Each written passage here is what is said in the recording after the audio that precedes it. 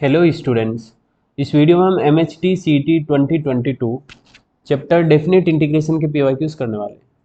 Okay, total 11 shift के 33 question है, on an average 3 question पर शिफ्ट। ठीक है, स्टार्ट करते हैं।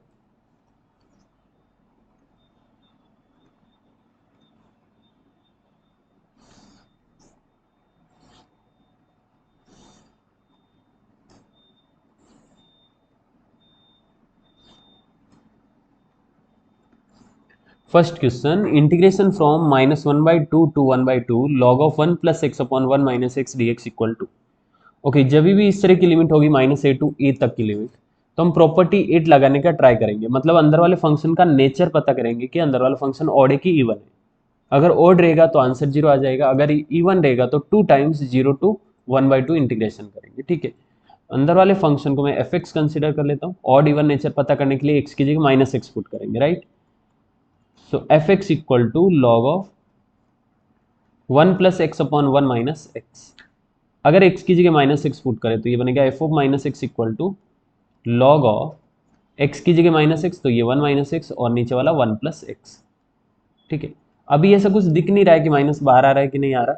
कम करते हैं, अगर इसका रेसिप्रोकल लेंगे ना तो ये बनेगा log of 1 plus x upon 1 minus x whole raise to -1। Okay, reciprocal लेंगे तो पावर -1 हो जाएगी, और ये -1 बाहर आ जाएगी लॉग की प्रॉपर्टी से। Minus of log of 1 plus x upon 1 minus x. Yes guys, और आप देख रहे हो ये वापस से एफ एक्स बन गया, ये पूरा एफ एक्स है।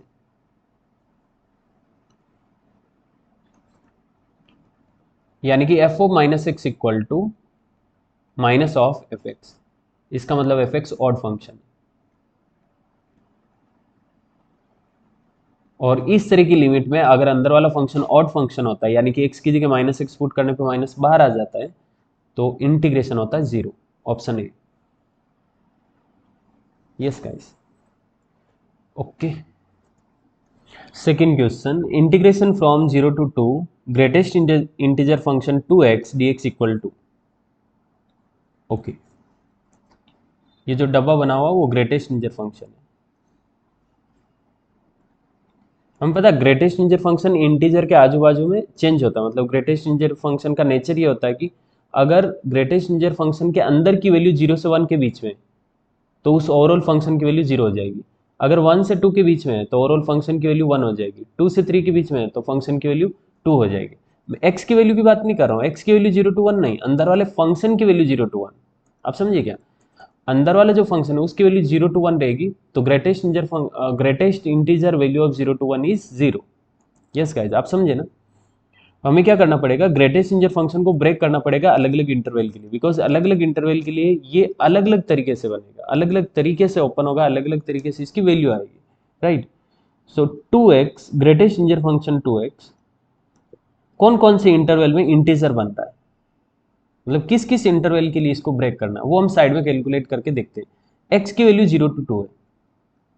यस गाइज, x की वैल्यू 0 to 2, ये जो लिमिट होती है वो x की वैल्यू है। मतलब हमें यही तो इसका मतलब यही तो है ना कि अंदर वाले फंक्शन को x इक्वल टू 0 से x इक्वल टू 2 तक इंटीग्रेट करना। मतलब x की वैल्यू 0 से 2, इसका मतलब 2x की वैल्यू 0 से 4। ओके, सो इस x के लिए अंदर वाला फंक्शन 0 से 4 तक जाएगा, यानी कि टोटल इंटरवल कितने बनेंगे, 0 to 1, 1 to 2, 2 to 3, 3 to 4। यानी कि 2x की वैल्यू जब, ओके, 2x की वैल्यू जब 0 to 1 रहेगी तो फंक्शन कुछ और रहेगा। 1 to 2 के लिए फंक्शन कुछ और है। 2 to 3 के लिए फंक्शन अगेन चेंज होगा। 3 to 4 के लिए फंक्शन फिर से चेंज होगा। देखो 0 to 1 के लिए अगर 2x की वैल्यू 0 to 1 है, तो ग्रेटेस्ट इंटीजर फंक्शन के अंदर 0 to 1 मतलब ये 0 बन रहा है। यस गाइस, 1 से 2 तक अगर 2x की वैल्यू 1 से 2 है तो ग्रेटेस्ट इंटीजर वैल्यू 1।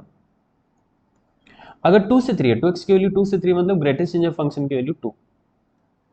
और 3 से 4 के लिए ग्रेटेस्ट इंटीजर फंक्शन की वैल्यू 3। आप समझे, ग्रेटेस्ट इंटीजर फंक्शन 2x इस पूरे इंटरवल में इस तरीके से ओपन होगा। इससे आगे का क्यों नहीं चेक किया, क्योंकि उसके आगे तो 2x जाएगा ही नहीं। मतलब जो अंदर वाला फंक्शन है वो 0 to 4 तक ही जाएगा, इसके आगे जाएगा नहीं, बिकॉज x अपने पास 0 से 2 तक ही है।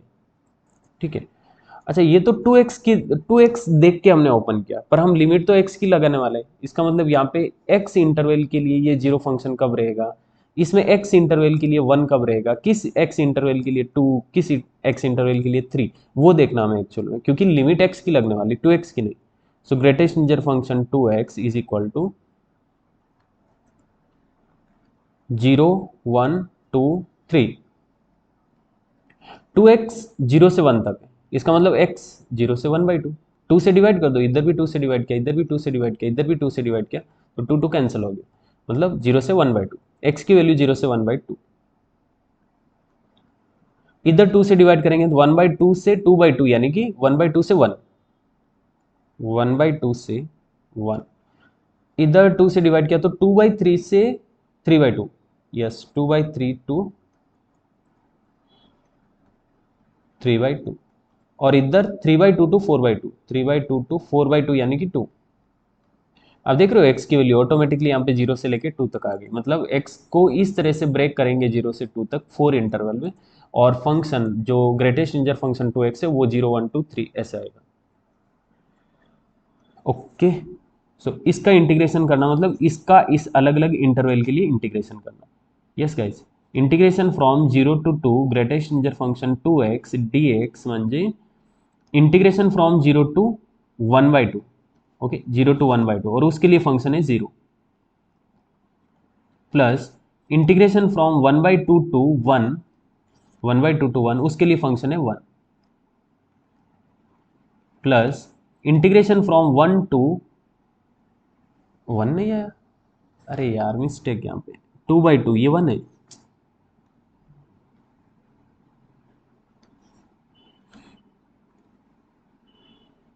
x की वैल्यू जब 1 से 3/2 है, 1 से लेके 3/2 है, तब फंक्शन रहेगा 2, प्लस जब x की वैल्यू 3/2 से 2 तक है, तब फंक्शन आएगा 3, यानी कि ग्रेटेस्ट इंटीजर फंक्शन जो 2x है ना वो 3 बन रहा है। ओके, यहाँ तक ये बात समझ आनी चाहिए आपको कि ग्रेटेस्ट इंटीजर फंक्शन 2x को हमने कैसे ब्रेक किया। x की वैल्यू 0 से 2 जा रही है, इसका मतलब 2x की वैल्यू 0 से 4 जाएगी, यानी कि जब x की वैल्यू 0 से 2 है, तब अंदर वाला जो फंक्शन बनेगा ना 2x, वो 0 से 4 तक जाएगा। और हमें पता है अलग अलग इंटरवल के लिए हमें अलग अलग तरीके से इसको ओपन करना पड़ेगा, इंटीजर टू इंटीजर, यानी कि ये 0 टू 4 तक जा रहा है, तो हम 0 टू 1, 1 टू 2, 2 टू 3, 3 टू 4 के लिए इसको ओपन कर रहे हैं, और इस तरह से फंक्शन की वैल्यू आ रही है, यानी कि ग्रेटेस्ट इंटीजर फंक्शन 2x की वैल्यू इस तरह से आ रही है। ओके, आप समझे ना, जब 2x की वैल्यू 0 से 4 जा रही है, मतलब 0 टू 1, 1 टू 2, 2 टू 3, 3 टू 4 के लिए इसको ओपन किया हमने, पर ये 2x के लिए नहीं, हमें x के लिए चाहिए, बिकॉज लिमिट x की लगती है। तो x के लिए इस तरह से इंटरवल आया, 0 से 1/2, 1/2 से 1, 1 से 3/2, 3/2 से 2, और x 0 से 2 होना चाहिए, यस 0 से 2 आ रहा है। अब इस इंटरवल के लिए ये फंक्शन है, इस इंटरवल के लिए ये फंक्शन है, इस इंटरवल के लिए ये फंक्शन, इस इंटरवल के लिए ये फंक्शन, और इस तरह से यहाँ पे हमने डाल दिया, बस इंटीग्रेट करना। अगर यहाँ तक समझ आए तो आगे कुछ भी नहीं, कैलकुलेशन, ये तो पूरा 0 हो गया, इधर 1 है मतलब सिर्फ dx है, तो integration from 1/2 to 1 dx, plus यहाँ से 2 बार आ जाएगा, integration from 1 to 3/2 dx, plus 3 बार आ गया, तो integration from 3/2 to 2 dx। Okay, जब भी सिर्फ dx का इंटीग्रेशन करना रहेगा तो हम करेंगे अपर limit minus lower limit, 1 minus 1/2 plus 2 into 3/2 minus 1 plus 3 into 2 minus 3/2। Okay, 1 minus 1/2 is 1/2, 3/2 minus 1 is 1/2, into 2 करेंगे तो 1 हो जाएगी, प्लस योर ऑफ 4 माइनस 3, 1/2 यानी कि 3/2, 3/2 प्लस 1/2 इज 4/2 यानी कि 2, 2 प्लस 1 इज 3। फाइनल आंसर 3 आ रहा गाइस, है क्या option? Yes, option A correct है। Okay, third question, integration from 0 to π/2 sin raised to 5x/2 into sin x dx equal to. Okay, easy question है, sine X को half angle में convert करते हैं,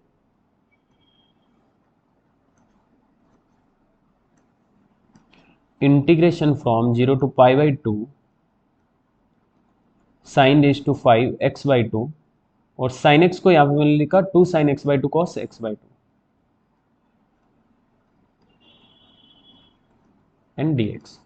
ओके, ये 2 तो बाहर आ जाएगा, sine raise to 5 plus sine raise to 6 हो जाएगा, और ये कॉस एज इट इज, मतलब ऐसे बन रहा 2 integration from 0 to pi by 2 sine raise to 6 x by 2 into cos x by 2 d x. क्या लगता है, साइन एक्स बाई 2 को टी कंसिडर करना चाहिए ताकि कॉस वाला डी टी में चला जाएगा और इंटीग्रेशन कर सकते हैं आराम से।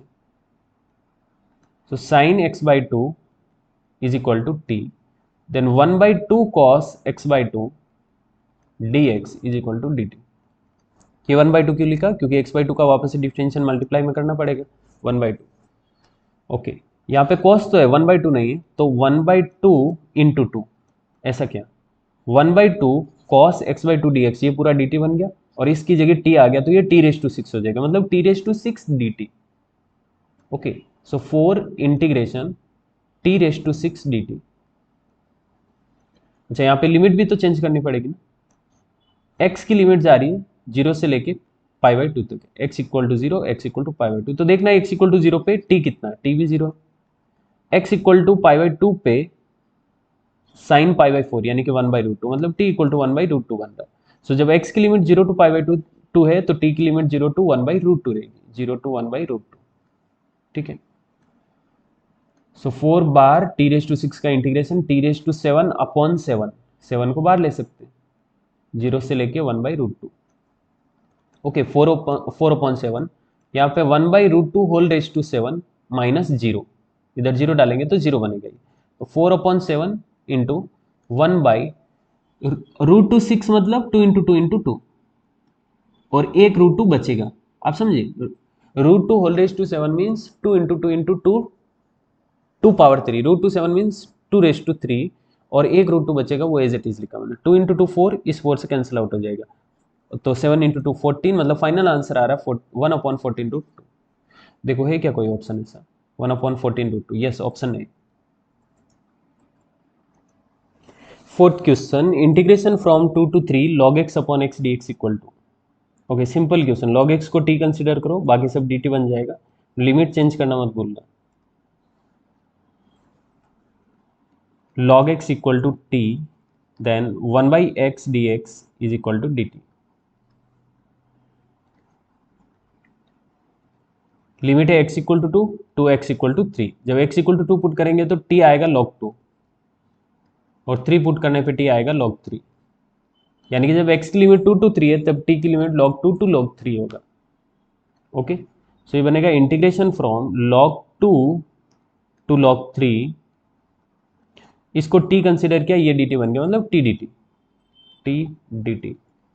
ओके, t का integration t square upon 2, limit from log 2 to log 3, log 3 put करने पे हमें मिल रहा है log 3 whole square upon 2,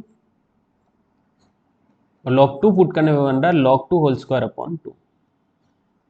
yes guys, है क्या कोई ऑप्शन ऐसा, वाह खतरनाक option, a square minus B square जैसे सोल्व किया क्या इसको, ठीक है, 1/2 तो बाहर आ गया, और अंदर क्या हो रहा पता है, a square minus B square, यानी कि a minus B A plus b, मतलब log 3 plus log 2 log 3 minus log 2। Okay, 1/2 log of log a plus log b is log a into b, यानी कि 3 इंटू 2, 6 लिखो direct, log a minus log b is log a upon b, यानी कि 3/2। अब ये क्या option, log 6 log 3/2, yes option है। Okay, यहाँ पे आने के बाद 1/2 कॉमन लिया है, और इधर A square minus B square हो रहा है, A minus B A plus B, ऐसा, और फाइनल आंसर ये। Fifth question, integration from -π/2 to π/2 of F x is equal to, where F x equal to sine of mod X plus cos of mod X. Okay, function इस तरह का है, इसका integration करना -π/2 से π/2 तक, ठीक है।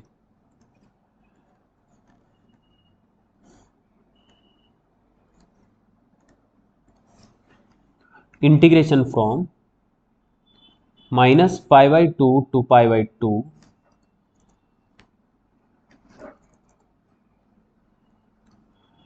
एफ एक्स, यानी कि sine of mod X plus cos of mod X and D x.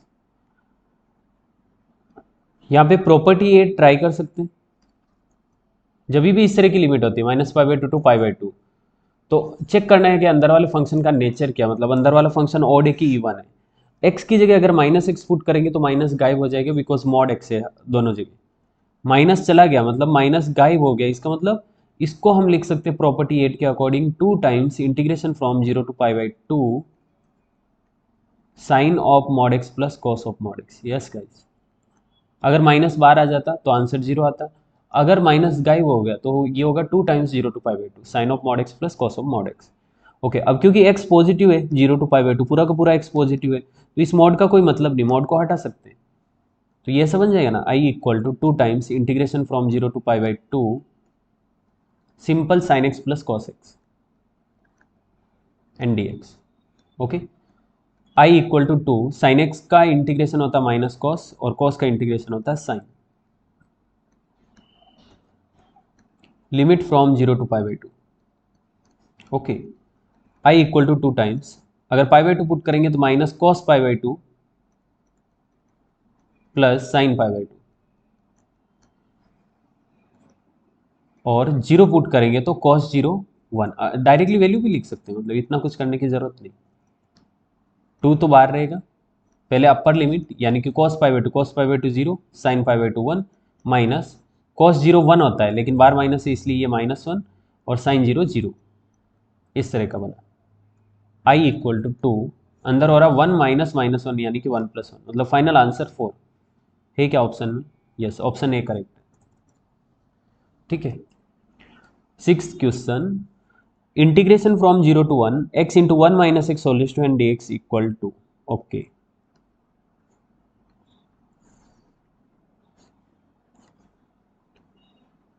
हम एक चीज यहाँ पे ऑब्जर्व कर रहे हैं कि अगर ये पावर में n अगर x पे होता तो क्वेश्चन सोल्व करना आसान हो जाता, क्योंकि ये n यहाँ से हट के यहाँ पे आ जाता ना, तो x⁻n 1 के साथ मल्टीप्लाई होता, फिर x के साथ मल्टीप्लाई होता, आराम से इंटीग्रेशन हो जाता।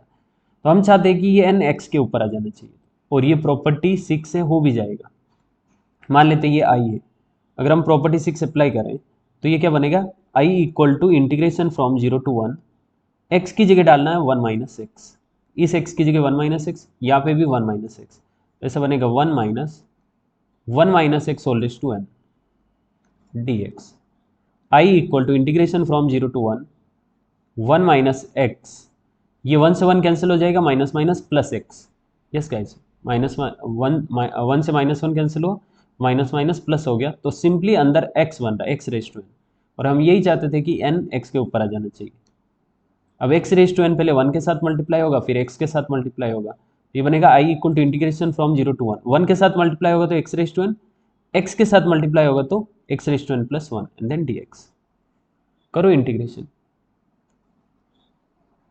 x⁻n का integration x⁻n plus 1 upon n plus 1 minus x⁻n plus 1 का x⁻n plus 2 upon n plus 2, limit from 0 to 1। Okay, अगर 1 डालेंगे तो बनेगा 1 upon n plus 1 minus 1 upon n plus 2, और अगर 0 डालेंगे तो दोनों 0 होगा।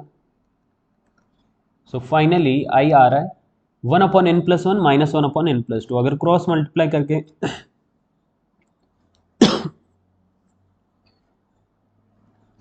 सॉरी, क्योंकि ऑप्शन इस तरह का है, डिनोमिनेटर दोनों मल्टीप्लाई हो रहे हैं, तो अगर ये क्रॉस मल्टीप्लाई करें तो ये आपस में मल्टीप्लाई होगा, मतलब ऐसे लिख सकता हूँ क्या इसको, n plus 2 minus n minus 1, ये इधर मल्टीप्लाई होगा -1 के साथ, तो ऐसा ही बनेगा n plus 1 n plus 2, n से n कैंसिल हो गया, 2 minus 1 is 1, so finally i equal to 1 upon n plus 1 into n plus 2। देखो कौन सा ऑप्शन है, ऑप्शन डी।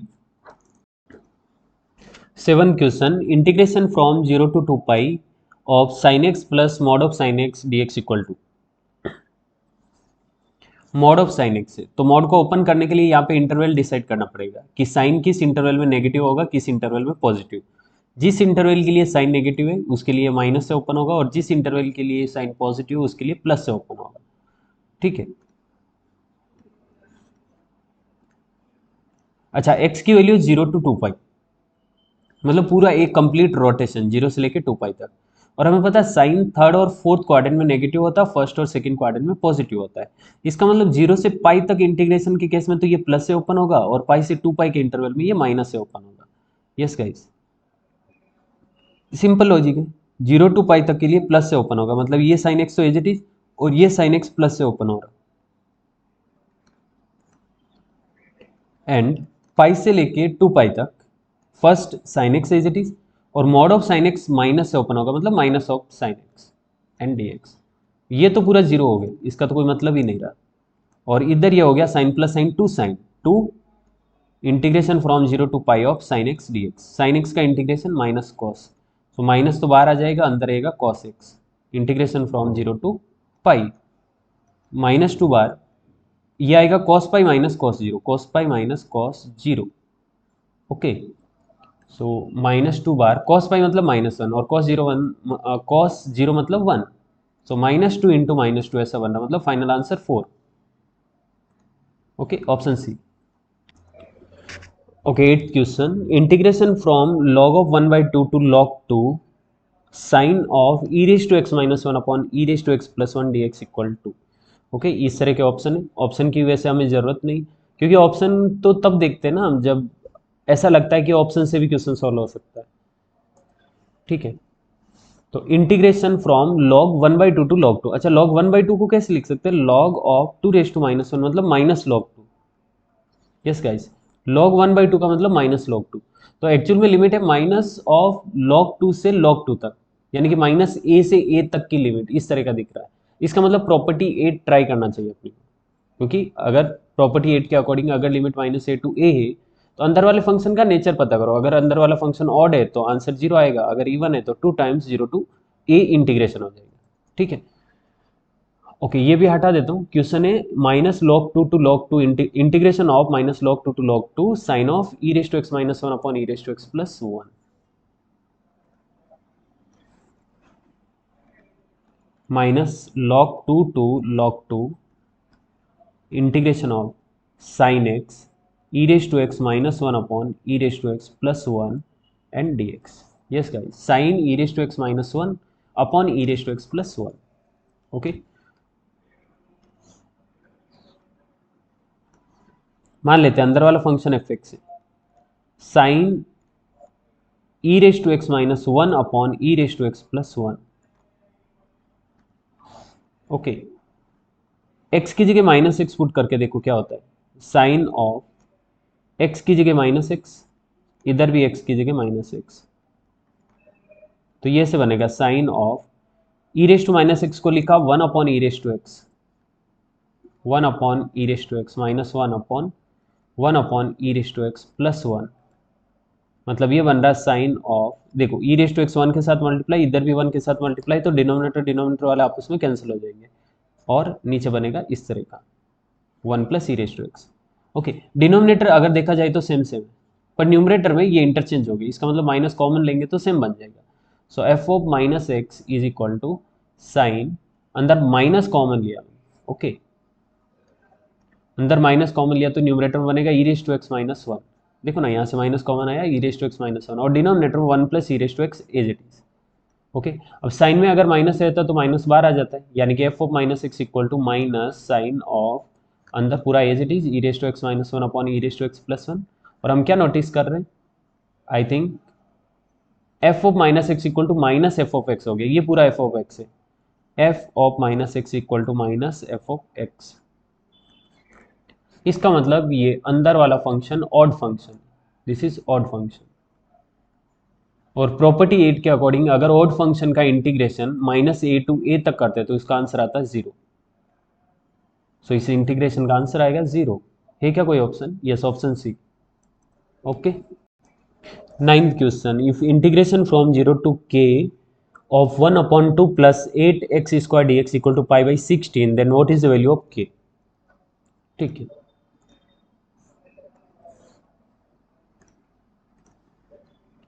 देखो यहाँ से अगर 2 कॉमन ले लेंगे ना तो इंटीग्रेशन करना आसान रहेगा, मतलब यहाँ पे 4 बन जाएगा जिसको 2x होल स्क्वायर लिख सकते हैं और इधर 1 रहेगा।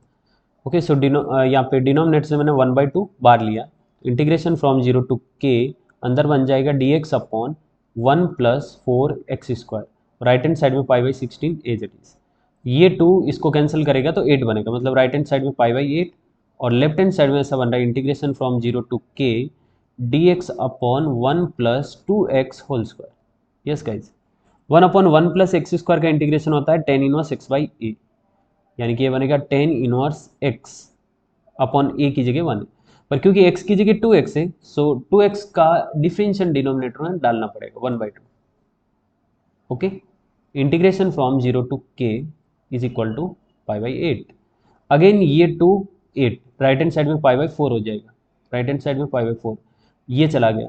अब इधर k पुट करेंगे तो ये बनेगा टेन इनवर्स 2k और 0 पुट करेंगे टेन इनवर्स 0 0 हो जाएगा। मतलब इस तरह का बन रहा है अपने पास tan inverse 2k equal to pi by 4। इसका मतलब 2k 1 होना चाहिए, 2k इक्वल टू 1 मतलब k इक्वल टू 1/2।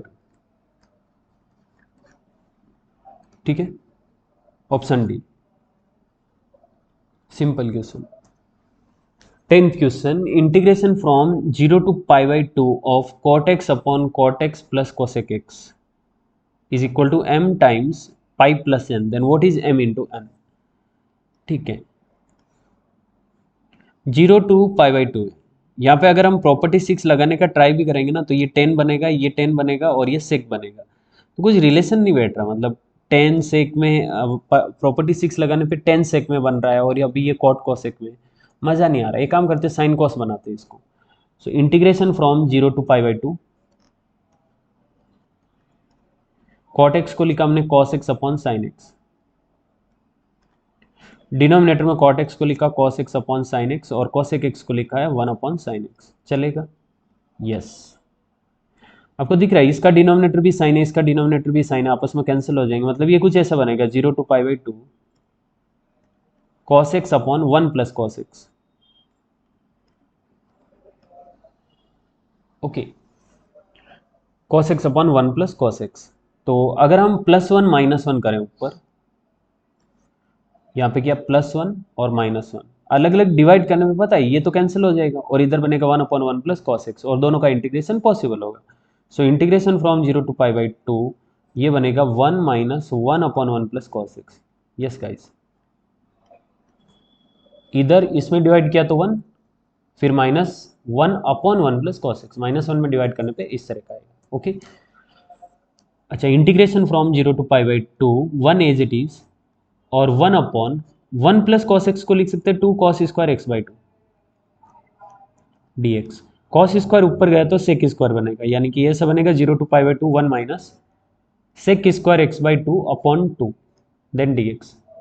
ओके, 1 का इंटीग्रेशन x के रेस्पेक्ट में x और sec square x by 2 upon 2 का integration 10x by 2। Okay, sec square का क्या होता है 10, लेकिन x की जगह x बाई 2, सो डिनोमिनेटर में 1/2 डालना पड़ेगा, डिनोमिनेटर में ऑलरेडी 2 है तो वो सब कैंसिल हो जाएगा। मतलब ये सिर्फ 10x/2 बनेगा। Yes guys, 0 to pi by 2, अगर पाई बाई 2 डालेंगे, पाई बाई 2 है कि पाई by 4, yes pi by 2, pi by 2 डालेंगे तो बनेगा पाई बाई 2 माइनस 10 पाई बाई 4, क्योंकि ऑलरेडी x/2 यहाँ पे। और लोअर लिमिट डालने पे क्या बन रहा है, 0 डाला तो इधर भी 0 इधर भी 0, मतलब लोअर लिमिट से कुछ नहीं मिलता। ये बनेगा पाई by 2 minus 10 pi by 4, 10 pi by 4 बोले तो 1। अगर एग्जैक्ट इस तरह के फॉर्म में बनाए हम तो क्या मिलेगा, ये देखो पाई बाई 2 -1 है ना, मुझे लगता है इसको ऐसे लिखना चाहिए पाई -2 होल अपॉन 2, मतलब 1/2 ब्रैकेट के अंदर पाई -2 ऐसा। अब मैच हो रहा है इस तरह का, m equal to 1/2, n equal to -2, देख सकते हो आप आराम से। Okay, m equal to 1/2, n equal to -2, m into n कितना हो जाएगा -1। है क्या कोई option? Yes, option C. Okay, 11th question, integration from -3 to 0 of x under root x plus 4 dx equal to. Okay, बाहर लीनियर है, root के अंदर भी लीनियर है। जब इस टाइप के क्वेश्चन होते हैं तो हम कैसे करते हैं पता है, रूट के अंदर वाले को t कंसिडर करना, बाहर वाले को t के फॉर्म में डालना और dx dt से रिप्लेस हो जाएगा। यस गाइस, ओके, मतलब इसके पीछे का इस तरह से सॉल्व करने का लॉजिक ये है कि अगर x प्लस 4 की जगह सिंपल x होता और इस x की जगह x प्लस 4 होता, यानी कि x प्लस 4 और x आपस में इंटरचेंज हो जाते तो इंटीग्रेशन पॉसिबल था। ये रूट एक्स एक्स के साथ मल्टीप्लाई होगा, इंटीग्रेशन हो जाएगा। रूट एक्स 4 के साथ मल्टीप्लाई होगा तो भी इंटीग्रेशन हो जाएगा। तो यहाँ पे 2 टर्म की जगह एक टर्म बनाने का ट्राई करते हैं, इसलिए इसको टी से रिप्लेस करते हैं। तो याद रख सकते हो आप, लीनियर अंडर रूट लीनियर, इस केस में इस लीनियर को टी कंसिडर करना है, ठीक है। यहाँ पे भी मतलब linear upon under root linear रहेगा तो भी यही करेंगे, रूट के अंदर वाली लीनियर को टी कंसिडर करना। अगर under root linear upon linear रहेगा तो भी अंडर रूट लीनियर वाले को टी कंसिडर करेंगे, ठीक है। Okay, integration from -3 to 0 of x under root x plus 4 dx. Let x plus 4 is equal to t.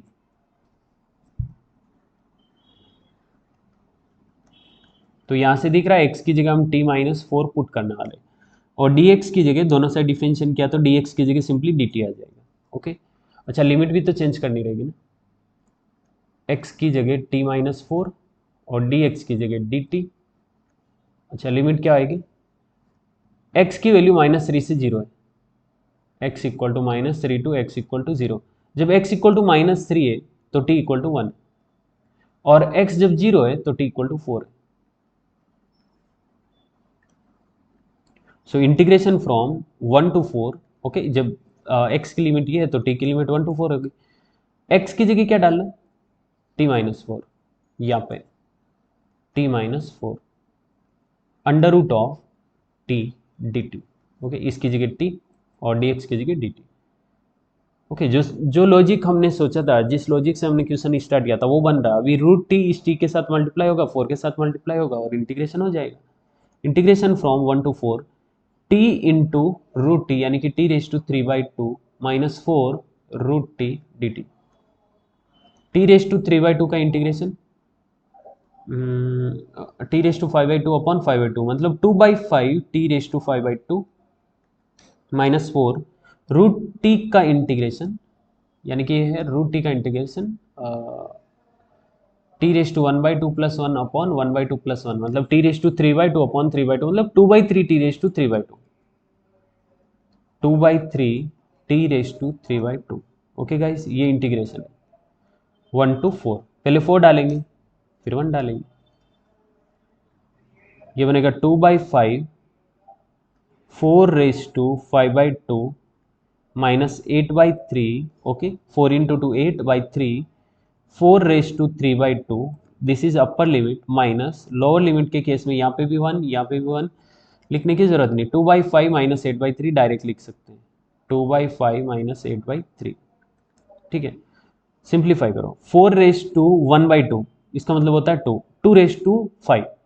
Yes guys, 4⁵5/2 का मतलब है पहले 2⁵1/2 करो और फिर पावर 5 ले लो। 2⁵1/2 इज 2, 2⁵5 इज 32, यानी कि ये बन रहा 2/5 into 32 minus this is 4⁵1/2 is 2, 2 cube is 8, यानी कि 8/3 इंटू 8 माइनस, इसको सोल्व करेंगे 6 minus 40, 6 minus 40 is minus 34 upon 15। बहुत खतरनाक बन रहा है।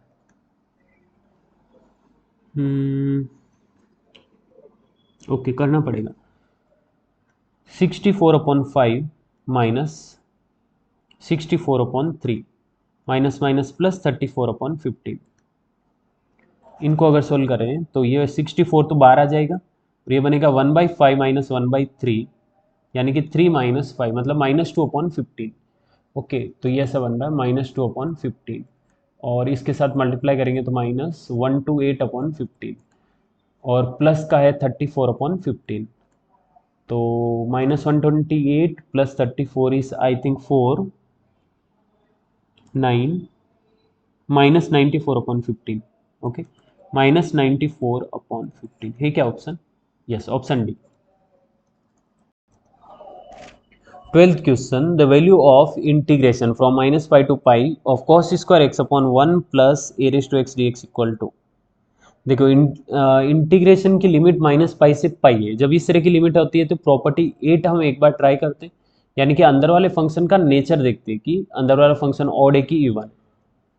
कैसे चेक करेंगे, x की जगह -x पुट करके। मतलब कॉस स्क्वायर एक्स की जगह माइनस एक्स और डिनोमिनेटर 1 + a⁻⁻x। कॉस को तो कोई फर्क ही नहीं पड़ता है, एक्स की जगह माइनस एक्स हो तो भी कॉस स्क्वायर ही रहेगा, और डिनोमिनेटर में 1/1 ये a⁻x इधर मल्टीप्लाई होने के बाद ऊपर चला जाएगा, ये बनेगा a⁻x cos square x upon a⁻x+1। कुछ भी नहीं बना ये, मतलब कुछ नहीं बना, यानी कि वापस से ऑड इवन जैसा रिलेशन नहीं बना।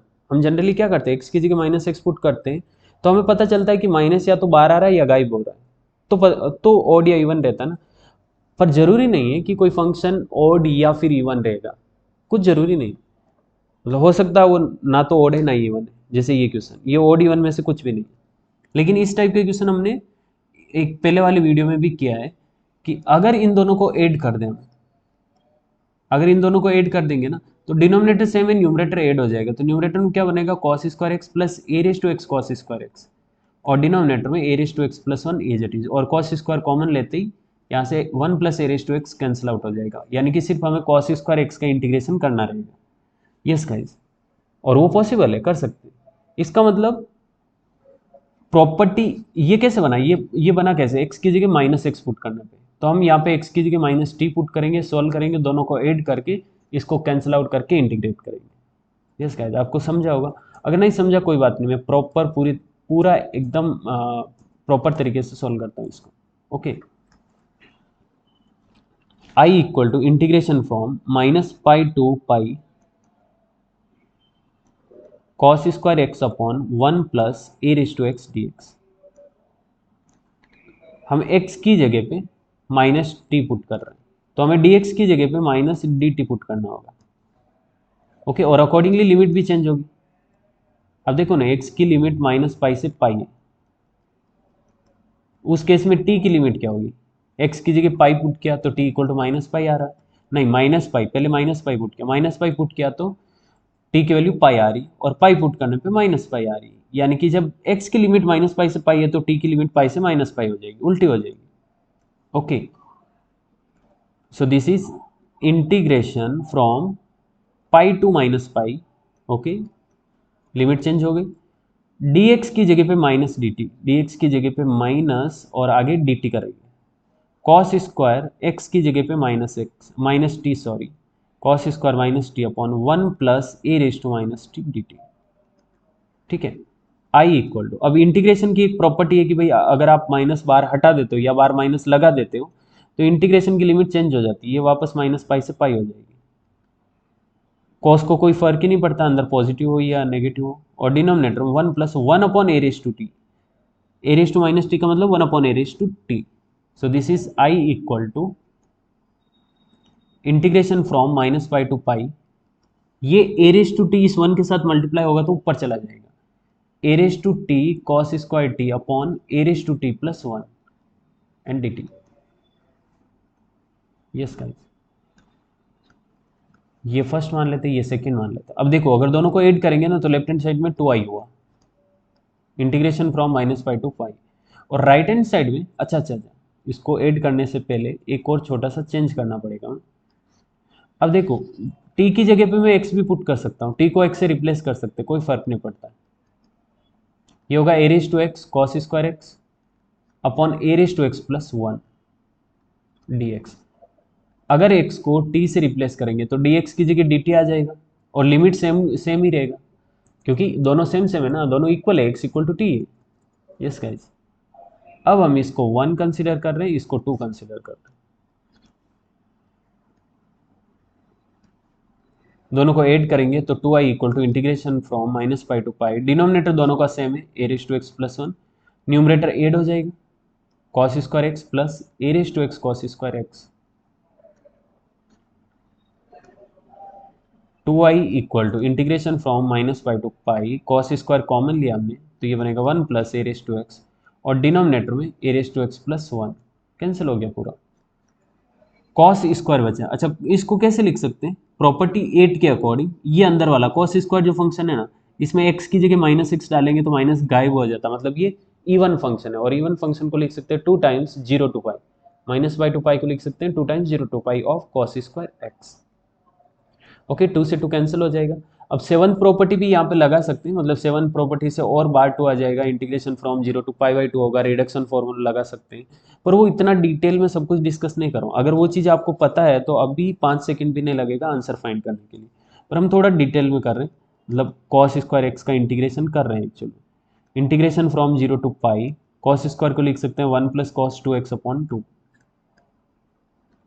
ओके, बार 1/2, 1 का इंटीग्रेशन x, cos का इंटीग्रेशन साइन, लेकिन x की जगह 2x, so upon 2, limit from 0 to π।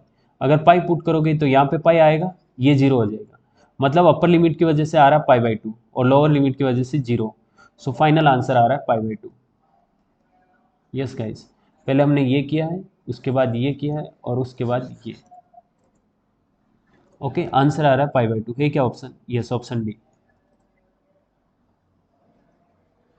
ठीक है, question number 13, integration from 0 to 1 of 1/√3 + 2x - x² dx equal to.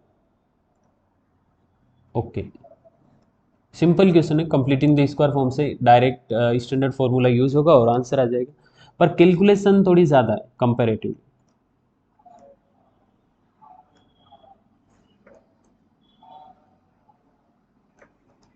Integration from 0 to 1, 1/√, यहाँ से माइनस कॉमन ले लेता हूँ ताकि x² का कोफिशिएंट पॉजिटिव बन जाएगा, माइनस कॉमन लेने पर बन रहा है x² - 2x - 3। ओके, और यहाँ से क्लियरली दिख रहा है x² - 2x है, इसका मतलब अगर +1 रहेगा ना तो x - 1 होल स्क्वायर हो जाएगा, सो मैं यहाँ पे +1 - 1 करूँगा। Integration from 0 to 1, 1/√, minus, okay, minus के बाद यहाँ पे ब्रैकेट में क्या हो रहा है, ब्रैकेट के अंदर यहाँ पे बन रहा है x² - 2x +1 - 4। यस गाइज, +1 - 4, इस तरह का आप समझे होंगे बात को। सो integration from 0 to 1, 1/√, minus, minus के बाद क्या हो रहा है अंदर, x - 1 होल स्क्वायर -4 यानी कि 2²। ओके,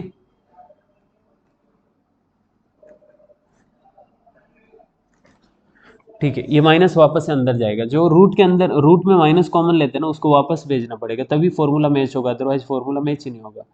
dx/√, अंदर बन रहा है 2² minus x - 1 whole square, 1/√a² - x², ये होता है साइन इनवर्स x/a, यानी कि साइन इनवर्स x की जगह यहाँ पे x - 1 अपॉन a की जगह 2, लिमिट फ्रॉम 0 to 1। ओके, अगर 1 डालेंगे तो ये बनेगा साइन इनवर्स 0 माइनस, अगर 0 डालेंगे तो ये बनेगा साइन इनवर्स -1/2।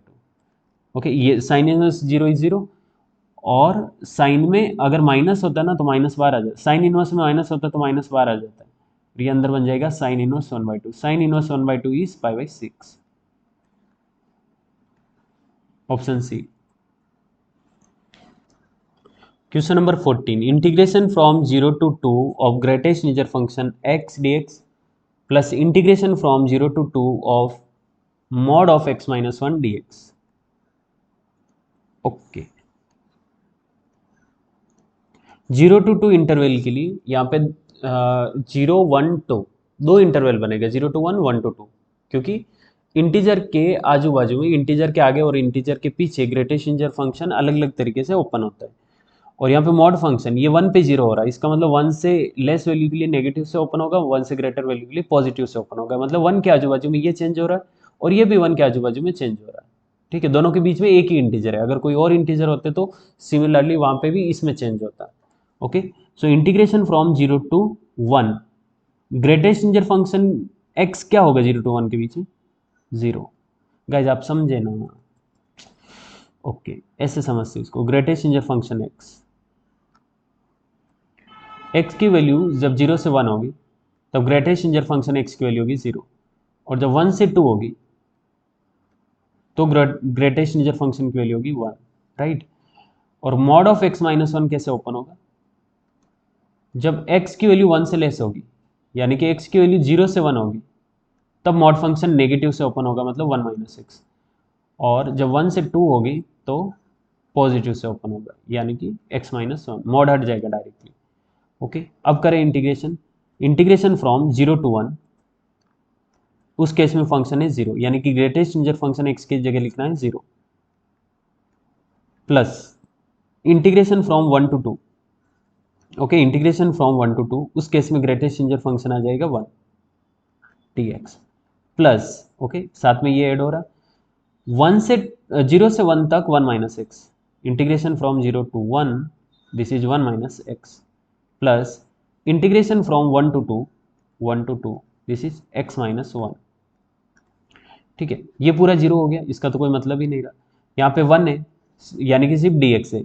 जब इस तरह का रहता है ना dx जैसा, तो इंटीग्रेशन का मतलब होता है अपर लिमिट माइनस लोअर लिमिट, यानी कि 2 माइनस वन, प्लस 1 का इंटीग्रेशन x का integration x square upon 2, limit from 0 to 1, plus x का इंटीग्रेशन एक्स स्क्वायर अपॉन 2, 1 का x, limit from 1 to 2। Simplify करें, इधर 1 प्लस 1 पुट किया तो 1 माइनस 1/2, यानी कि 1/2, 0 पुट करने पे 0 आ रहा, प्लस 2 पुट करने पे आ रहा 4/2, यानी कि 2 माइनस 2 0। ओके, 2 पुट करने पे ये 0 बन रहा, और 1 पुट करने पे 1/2 माइनस 1, 1 से 1 कैंसिल हो गया, 1/2 प्लस 1/2 इज 1, फाइनल आंसर 1 आएगा, ऑप्शन ए। एक मिनट, ऑप्शन सी लग रहा मुझे, इसमें ऑप्शन सी करेक्ट है, कहाँ मिस्टेक हुआ? 1 पुट करने पे आएगा 1/2 माइनस 1, पर बीच में माइनस भी तो लगाना पड़ेगा ना अपने को। ओके, वापस सॉल्व कर रहे हैं, यहाँ पे मिस्टेक हुआ, 2 माइनस 1 1, प्लस 1 पुट करेंगे तो आएगा 1 माइनस 1/2, यानी कि 1/2 माइनस लोअर लिमिट होगी 0, इसमें अपर लिमिट डालेंगे तो बनेगा 4/2, यानी कि 2, ये 2 बन रहा है और ये भी 2 बन रहा है, यानी कि ये 0 बना, माइनस लोअर लिमिट यानी कि 1 डालने पे बन रहा 1/2 माइनस 1 इज माइनस 1/2। ओके, ये बन रहा 1 प्लस 1/2 प्लस 1/2, मतलब 2। Yes guys, option C. Question number 15, integration from π/4 to 3π/4 of 1/1 plus cos x dx is equal to. Okay, function है यहाँ पे 1/1 प्लस कॉस एक्स। ठीक है, ऑप्शन हटा रहा हूँ फिलहाल, देखते कौन सा ऑप्शन मैच होता है।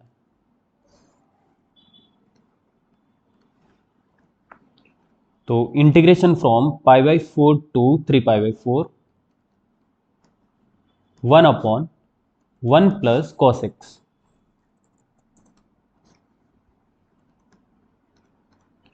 1 माइनस कॉस एक्स से मल्टीप्लाई और डिवाइड कर रहा हूँ। ओके, ताकि डिनोमिनेटर में 1 माइनस कॉस स्क्वायर यानी कि साइन स्क्वायर बनेगा, और उसको अलग अलग डिवाइड करने पे इंटीग्रेशन पॉसिबल हो जाएगा। ठीक है, integration from π/4 to 3π/4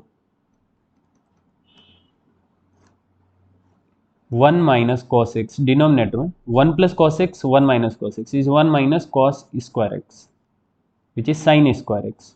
so π/4 to 3π/4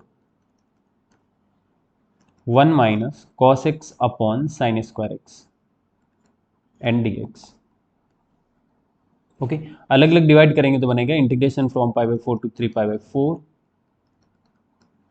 cosec square x minus cos upon sine 1 upon sign, यानी कि cot x cosec x.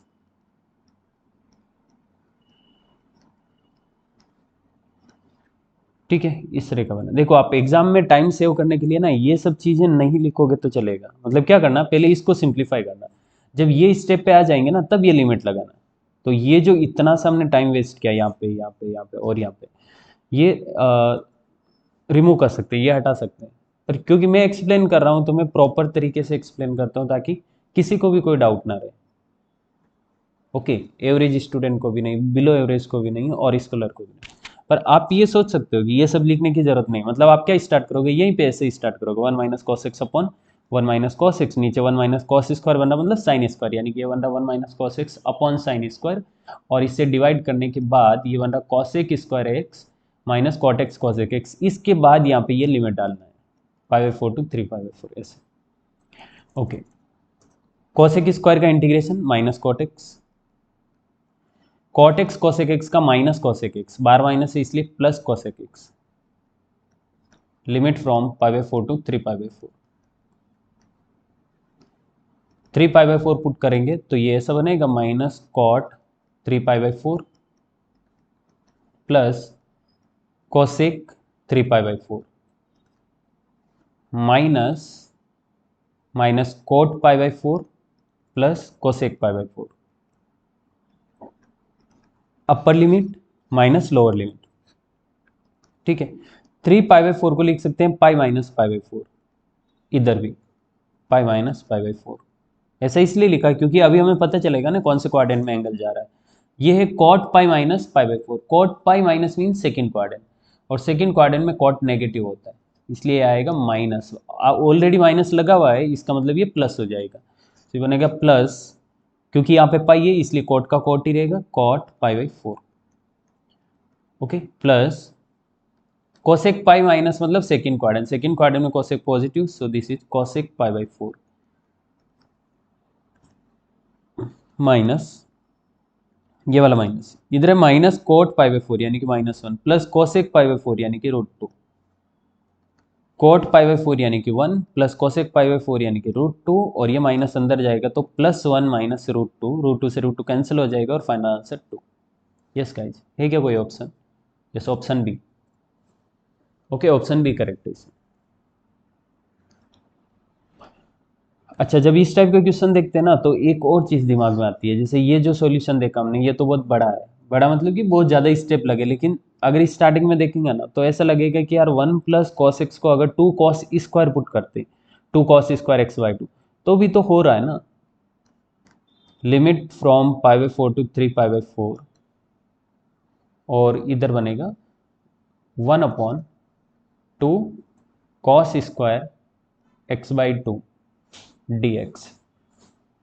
Cos square ऊपर गया तो ये बनेगा sec square pi by 4 to 3 pi by 4 sec square x by 2 whole upon 2 and then dx। Sec square का integration 10, लेकिन x की जगह एक्स बाई 2, सो डिनोमिनेटर में 1/2 करना पड़ेगा, 2 से 2 कैंसिल हो जाएगा। कहने का मतलब ये integration sec square x by 2 upon 2 का इंटीग्रेशन होगा 10x by 2। Yes guys, 10x by 2। Limit from pi by 4 to 3 pi by 4। जब आप यहाँ पे 3 पाई बाई 4 डालोगे ना तो ये 3 पाई बाई 8 हो जाएगा, और पाई बाई 4 डालोगे तो ये पाई बाई 8 हो जाएगा। 3 पाई बाई 8 पाई बाई 8, फिर इसका ट्रिपल एंगल फॉर्मूले से वैल्यू फाइंड करनी पड़ेगी भाई 10 पाई बाई 8 होता कितना है। ओके, मतलब ये 10 पाई बाई 8 की वैल्यू तो 2 थीटा से फाइंड करनी पड़ेगी, फिर 3 पाई बाई 8 की वैल्यू 3 थीटा से यानी कि ट्रिपल एंगल से फाइंड करनी पड़ेगी, बहुत डिफिकल्ट चला जाएगा। ये भी एक तरीका है, लेकिन इनडेफिनेट में इसको यूज कर सकते हैं अगर ऑप्शन हाफ एंगल में है तो। अगर ऑप्शन हाफ एंगल में होंगे तो 10x बाई 2 के फॉर्म में आंसर आएगा। अदरवाइज क्या करना है, मतलब आप अगर इस तरह से ट्राई करोगे नहीं हो रहा है तो छोड़ो इसको, जो पहले मेथड डिस्कस किया हमने उससे करेंगे। यस गाइस, आप समझे ना, इस मेथड से। Okay, question number 16, the value of integral from 0 to 1 of √1 minus x upon 1 plus x d x is.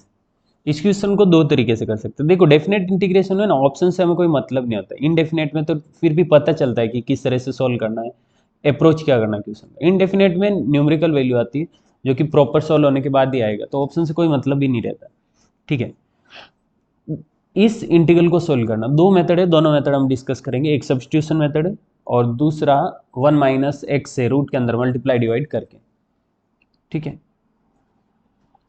तो under root of 1 minus x upon 1 plus x integration from 0 to 1 dx, ये question है। सबसे पहले हम discuss करेंगे substitution method, x equal to cos 2 theta. Yes guys, हर बार का है ये, तो जब भी 1 माइनस एक्स 1 प्लस एक्स रहेगा तो x की जगह कॉस 2 थीटा पुट करेंगे, तो dx की जगह क्या आ जाएगा, minus sine 2 theta into 2 and d theta. Okay, अच्छा, जब हम सब्स्टिट्यूशन करते हैं तो लिमिट भी चेंज करना रहेगा, x equal to 0 x equal to 1। Okay, limit है x equal to 0 to x equal to 1, और हमें ये देखना है कि x इक्वल टू 0 पे थीटा कितना है। x की जगह 0 डाला तो cos 2 theta equal to 0 means 2 theta equal to pi by 2, because pi by 2 पे cos 0 होता है। 2 theta equal to pi by 2 यानी कि theta equal to pi by 4। Yes guys, theta equal to pi by 4। x equal to 1, cos 1 कब होता है, 0 पे। 2 theta equal to 0 means theta equal to 0, यानी कि जब x की लिमिट 0 to 1 है तब थीटा की लिमिट पाई बाई 4 टू 0 होगी। So integration from pi by 4 to 0 और यहाँ पे cos 2 थीटा, यहाँ पे cos 2 थीटा, और dx की जगह -2 sin 2 theta, -2 sin 2 theta. Okay, -2 तो बाहर रखा मैंने, sin 2 थीटा इधर ही रहेगा और d थीटा इधर, और रूट के अंदर under root of 1 minus cos 2 theta upon 1 plus cos 2 theta. Okay, इस तरह का। अच्छा, ये जब माइनस हटाएंगे तो लिमिट इंटरचेंज हो जाएगी, यानी कि 2 times integration from 0 to pi by 4 sine 2 theta into root के अंदर 1 minus cos 2 theta is 2 sine square theta, और डिनोमिनेटर में 2 cos square theta d theta. Okay, so ये बन रहा 2, एक काम करते साइन 2 थीटा को लिखते 2 साइन थीटा कॉस थीटा, क्योंकि यहाँ पे भी सिंगल एंगल है तो यहाँ पे भी सिंगल एंगल बनाएंगे। So integration from 0 to pi by 4 sine 2 theta is 2 sine theta cos theta, sine theta cos theta. अच्छा, यहाँ पे 2 से 2 कैंसिल हो गया, sine square upon cos square, tan square, root से बाहर आएंगे तो 10 को लिखूंगा sine upon cos, sine theta upon cos theta and then d theta. Okay, cos से कॉस कैंसिल हो गया, so 4 integration from 0 to pi by 4, अंदर बन रहा है sine square theta d theta. Sine square का डायरेक्टली इंटीग्रेशन नहीं होगा, इसको लिखना पड़ेगा 1 minus cos 2 theta, 1 minus cos 2 theta upon 2 and then d theta. Okay, ये 4 2 से 2 टाइम्स गया, मतलब ये बन 2 integration from 0 to pi by 4। Okay, integration कर सकते हैं ना अभी, तो ये तो कैंसिल हो गया 2 4 से 2 टाइम्स, 1 का इंटीग्रेशन थीटा कॉस का हो गया साइन, क्योंकि थीटा की जगह 2 थीटा है, so upon 2 0 to pi by 4। So final answer इस तरह का आएगा, अपर लिमिट पुट करेंगे तो पाई बाई 4 माइनस, यहाँ पे पाई बाई 4 डाला तो ये बनेगा sine pi by 2, sine pi by 2 is 1, सो ये बन रहा 1/2 अपर लिमिट, माइनस लोअर लिमिट के केस में ये भी 0 ये भी 0, सब कुछ चला गया। सो आंसर, फाइनल आंसर आएगा पाई बाई 2 माइनस 2। है क्या ऑप्शन कुछ ऐसा, पाई by 2 minus 2, sorry pi by 2 minus 1, ये 2 अंदर गया ना, तो 2 से 2 कैंसिल हो गया, 1 बचा। Yes, pi by 2 minus 1, option C. Okay, एक तो ये तरीका सब्स्टिट्यूशन मेथड, सब्स्टिट्यूशन मेथड मैं ज़्यादा प्रीफर नहीं करता हूँ, क्योंकि उसमें लिमिट चेंज करना पड़ता है ना, तो लिमिट चेंज करने वाला टाइम वेस्ट होता है, वो ज़्यादा टाइम चला जाता है। अगर अपने पास दूसरा कोई अल्टरनेट मेथड है तो वही करना चाहिए। So integration from 0 to 1 under root of 1 minus x upon 1 plus x, multiply में 1 माइनस एक्स डी एक्स। ऐसा क्यों किया, ताकि न्यूमरेटर से रूट हट जाएगा, तो ये बनेगा integration from 0 to 1 minus x upon under root of, root के अंदर denominator 1 minus x 1 plus x, यानी कि 1 माइनस एक्स स्क्वायर। ठीक है, integration from 0 to 1 upon under root of 1 minus x square d x, minus integration from 0 to 1 x upon under root of 1 minus x square d x. Yes, अलग अलग divide किया, under root 1 minus x square को 1 में और minus x में, ऐसे इसका direct integration है। और यहाँ पे देखो, न्यूमरेटर में लीनियर है, डिनोमिनेटर में रूट के अंदर क्वाड्रेटिक है, तो रूट के अंदर जो क्वाड्रेटिक है ना, उसका डिफरेंशियल न्यूमरेटर में बनाने का ट्राई करते हैं। ओके, 1 माइनस एक्स स्क्वायर का डिफरेंशियल होता -2x, समझा, 1 माइनस 2x का डिफरेंशियल -2x, तो न्यूमरेटर में -2x बना सकते हैं क्या, यस, x तो है, -2 नहीं दिख रहा है, तो ये माइनस में अंदर लेके आ रहा हूँ, ये वाला माइनस रहेगा, इसको यहाँ पे प्लस कर देता हूँ, यहाँ पे माइनस कर दिया, माइनस अंदर आ गया, 2 भी करना ना, तो 2 से मल्टीप्लाई किया, 2 से डिवाइड कर दिया। अब क्या लग रहा है आपको, नीचे वाले को अगर t कंसिडर करेंगे, ऊपर वाला dt हो जाएगा। यस गाइस, आप समझे, नहीं समझे तो कोई बात नहीं, साइड में सोल्व कर देता हूँ इसको।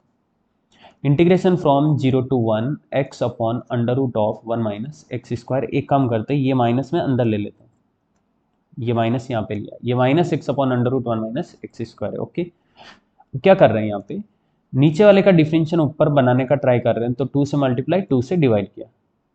ठीक है, ये बनेगा 1/2।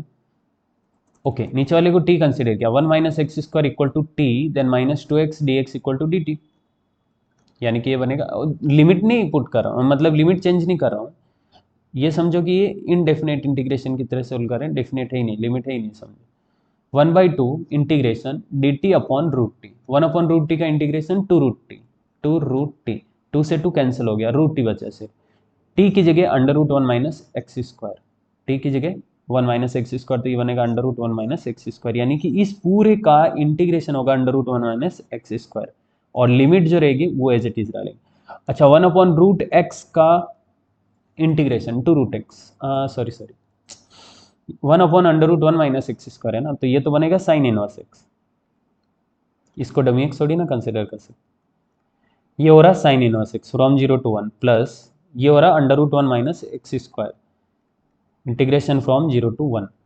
ओके, अगर 1 पुट करेंगे तो sine inverse 1 is π/2 and sine 0 is 0 plus अगर यहाँ पे 1 पुट किया तो 0। ओके, अपर लिमिट की वजह से 0 और लोअर लिमिट यहाँ पे 0 पुट किया तो ये आएगा 1, यानी कि फाइनल आंसर आ रहा π/2 minus 1। Okay, yes option C. दो मेथड है क्वेश्चन को सोल्व करने की, मुझे ये ज़्यादा बेटर लग रहा है और ये सब करने की ज़रूरत नहीं। अगर आपको ये पता है इसका इंटीग्रेशन कैसे करना है तो इधर ही इसको डायरेक्ट ये स्टेप में लिख सकते हैं, ज़्यादा प्रॉब्लम नहीं है। ये इतना तो उनके लिए जिनको या डायरेक्टली नहीं समझ आएगा कि इसका इंटीग्रेशन क्या होगा उनके लिए, बाकी ये 1 2 3 4 4 स्टेप में खत्म। Yes guys. Okay, question number 17, integration from 0 to 1 of 1/√3 + 2x - x² dx equal to. ठीक है, बिल्कुल टेक्स्ट बुक का क्वेश्चन है, डिफिकल्ट है ही नहीं, बिल्कुल भी डिफिकल्ट नहीं। ऑप्शन हटा देते हैं, ऑप्शन से हमें कोई मतलब नहीं, मतलब कुछ हेल्प नहीं होने वाली क्वेश्चन करते टाइम, ऐसा कुछ भी ऑप्शन से हेल्प नहीं मिलेगी। इंटीग्रेशन फ्रॉम 0 to 1 1/√ऑफ, ओके 1/√ऑफ रूट के अंदर माइनस कॉमन ले रहा हूं ताकि एक्स स्क्वायर का कोएफिशिएंट पॉजिटिव हो जाएगा। ठीक है, integration from 0 to 1 dx upon root के अंदर माइनस तो कॉमन है और अंदर कंप्लीटिंग द स्क्वायर फॉर्म बना रहे हैं, तो मुझे ऐसा लग रहा है कि x² - 2x तो दिख रहा है, अगर मैं यहाँ पे +1 और -4 कर दूँ तो काम हो जाएगा। यस गाइस, आपको क्या लगता है? x²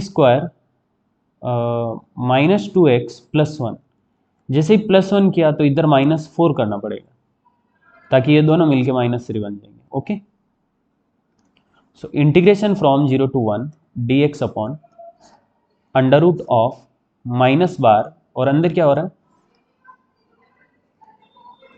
x - 1 whole square, x - 1 whole square -2 square. Okay, yes, minus अंदर वापस मल्टीप्लाई कर देते हैं अपनी जगह पे, क्योंकि रूट के अंदर माइनस, अगर बार रूट के अंदर हमने माइनस कॉमन लिया तो फॉर्मूला नहीं बनेगा डायरेक्टली, माइनस को वापस अंदर भेजना पड़ेगा तो एग्जैक्ट फॉर्मूला दिखेगा। ये बनेगा 2 square minus x - 1 whole square, और ये किस तरह का फॉर्मूला पता है? 1/√a² minus x square, 1/√a² minus x square. Yes guys, क्या होता है 1/√a² minus x square? Sine inverse x by a, right? Sine inverse x की जगह x - 1, a की जगह 2, limit from 0 to 1। Okay, yes, 1 put किया यहाँ पे, इधर 1 पुट किया तो 0 बन रहा है, साइन इनवर्स 0 इज 0 माइनस, अगर 0 पुट किया x की जगह तो ये बन रहा है साइन इनवर्स -1/2। अच्छा, साइन के अंदर, साइन इनवर्स के अंदर माइनस रहेगा तो माइनस बार आ जाएगा, उसकी वजह से ये प्लस बन रहा है, यानी कि बन रहा है sine inverse 1/2। Sine inverse 1/2 is π/6। है क्या कोई ऑप्शन में ऐसा? Yes, option A. 18 question, integration from -3 to 0, okay ये 0 है। Okay, integration from -3 to 0 of x √x + 4 dx equal to. अच्छा, इस तरह का फंक्शन, इसका इंटीग्रेशन करना, ये इस टाइप के क्वेश्चन टेक्स्ट बुक में भी थे और हमें भी पता है। अगर बार लीनियर है, रूट के अंदर भी एक लीनियर है, तो रूट के अंदर वाले लीनियर को टी कंसिडर करना या टी स्क्वायर कंसिडर करो, टी या टी स्क्वायर अपनी मर्जी से, मैं टी कंसिडर करता हूँ। ठीक है, ये लीनियर, रूट के अंदर लीनियर, तो रूट के अंदर वाले को टी कंसिडर करना। ठीक है, अगर इस तरह करेगा ना, linear upon under root of linear, तो भी ऐसे ही करना। हाँ, एक तरीका इसका ये भी है, न्यूमरेटर को डिनोमिनेटर में जो रूट के अंदर है ना उसके जैसा बना सकते हो, या फिर इसको टी कंसिडर कर लो, वो भी एक तरीका है। ओके, आप समझे ना? Linear into under root linear, linear upon under root linear, या under root linear upon linear, ये तीनों केस में हम लीनियर को टी कंसिडर करते हैं। हाँ, और भी मेथड हो सकते हैं क्वेश्चन को सोल्व करने के, लेकिन ये भी एक तरीका है। ओके, तो यहाँ पे x + 4 को t कंसिडर किया जाएगा। Yes guys, integration from -3 to 0 x √x + 4 dx। अगर हम x+4 को t कंसिडर करें तो x की जगह पे क्या पुट करेंगे, देखो यहाँ पे x की जगह पे क्या पुट करना पड़ेगा, t-4, इसका मतलब dx की जगह dt। ओके, अब क्योंकि सब्स्टिट्यूशन कर रहे हैं, डेफिनेट इंटीग्रेशन है तो लिमिट चेंज करना पड़ेगा। लिमिट है x के रेस्पेक्ट में, लिमिट है x equal to -3 to x equal to 0। इसका मतलब x इक्वल टू -3 होगा तो t कितना, आई थिंक 1। अगर x की जगह 0 है तो t कितना, 4। यानी कि x के रेस्पेक्ट में ये लिमिट है तो t के रेस्पेक्ट में ये 1 to 4 लिमिट आएगी। Okay, so integration from 1 to 4 x की जगह t-4, ओके t-4 ये बार वाला x की जगह, और रूट t+4 x+4 की जगह t and then dt। Integration from 1 to 4, ये रूट टी अंदर मल्टीप्लाई होगा इस t के साथ और 4 के साथ, तो ये बनेगा t root t -4 root t. अच्छा, t रूट टी एक्चुअल में मतलब t⁵3/2, ये होगा t⁵3/2 -4 root T dt। t⁵3/2 का इंटीग्रेशन t⁵5/2 अपॉन 5/2, तो अपॉन 5/2 लिखने से बेटर मैं यहाँ पे 2/5 कर देता हूँ यार, -4 रूट टी का इंटीग्रेशन होगा 2/3 t⁵3/2, limit from 1 to 4। Okay okay, पहले 4 डालेंगे तो ये बनेगा 2/5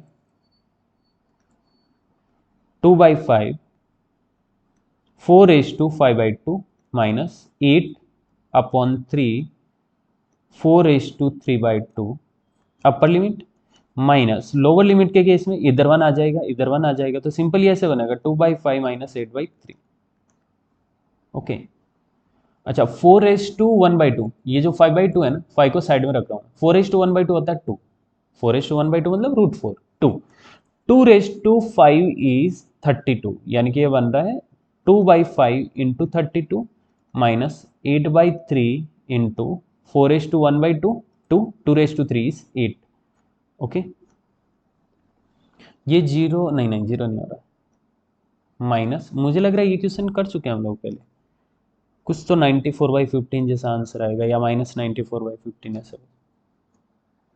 ठीक है, जाने दो, हो गया अभी इतना। तो ये 6 और ये 40, 6 - 40 -34 अपॉन 15। ओके, ये हो रहा है 64/5। ओके, फाइनल आंसर इसका मैं कैलकुलेट करके लिख रहा हूँ, ये पूरा कैलकुलेट कर रहे हैं साइड में और फिर लिख रहा हूँ। ठीक है, ये बनेगा 64/5 माइनस 64/3, 64 आ गया कॉमन तो 1/5 माइनस 1/3, और इधर 3 और 5, 3 - 5 इज -2 अपॉन 15, यानी कि 64 के साथ -2 अपॉन 15 मल्टीप्लाई हो रहा है, यानी कि -128/15, -128/15, और प्लस का कितना है 34, तो 28 प्लस का चला जाएगा तो 100, और 6 और गया तो 94, -94/15 आंसर आ रहा है इसका। पूरा कैलकुलेट करने के बाद ऐसा मिला, option D. Yes guys, option D is correct answer. Question number 19, ये देखा देखा सा लग रहा है, अभी जस्ट थोड़ी देर पहले हमने किया था, कौन सा question, yes question number 12, -π/2 cos square x upon 1 + a⁵x, π/2 answer आया था इसका,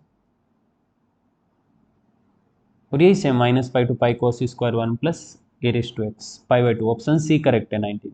ओके, रिपीट हुआ है question, question number 12 and 19 same same.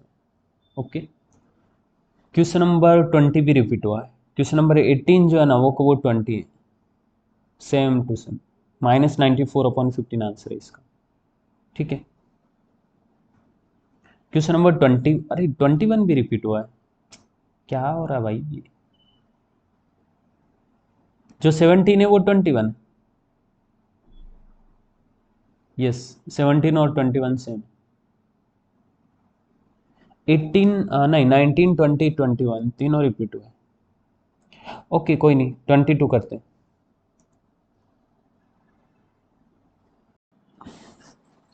Okay, question है if g x equal to integration from 0 to x। Okay, ये जी एक्स फंक्शन है और x यहाँ पे कहीं पे भी नहीं दिख रहा, तो डेफिनेटली अपर लिमिट पे x रहेगा।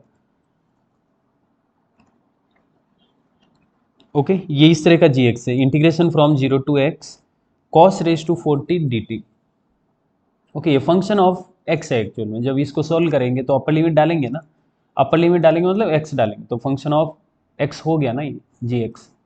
Then g of x plus pi is equal to, अच्छा ये पूरे वीडियो में पहला क्वेश्चन है जिसमें हम वेरिएबल लिमिट देख रहे हैं, मतलब अपर लिमिट यहाँ पे वेरिएबल है एक्स है, तो इसका मतलब क्या हुआ, मतलब किस तरह से इसको ट्रीट करेंगे। जैसे जी एक्स इस तरह का गिवन है ना, तो हमें जी वन फाइंड करना रहेगा, तो इसका मतलब एक्स की जगह वन है। जैसे g one is equal to integration from 0 to 1 cos raise to 40 d t. G two का मतलब रहेगा integration from 0 to 2 cos raise to 40 d t. ऐसा अगर कुछ भी एक्स यहाँ पे डालेंगे तो वो एक्स यहाँ पे अपर लिमिट में जाएगा।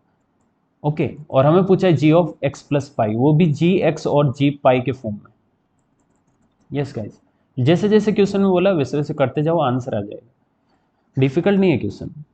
इन g x equal to integration from 0 to x cos raise to 4t dt।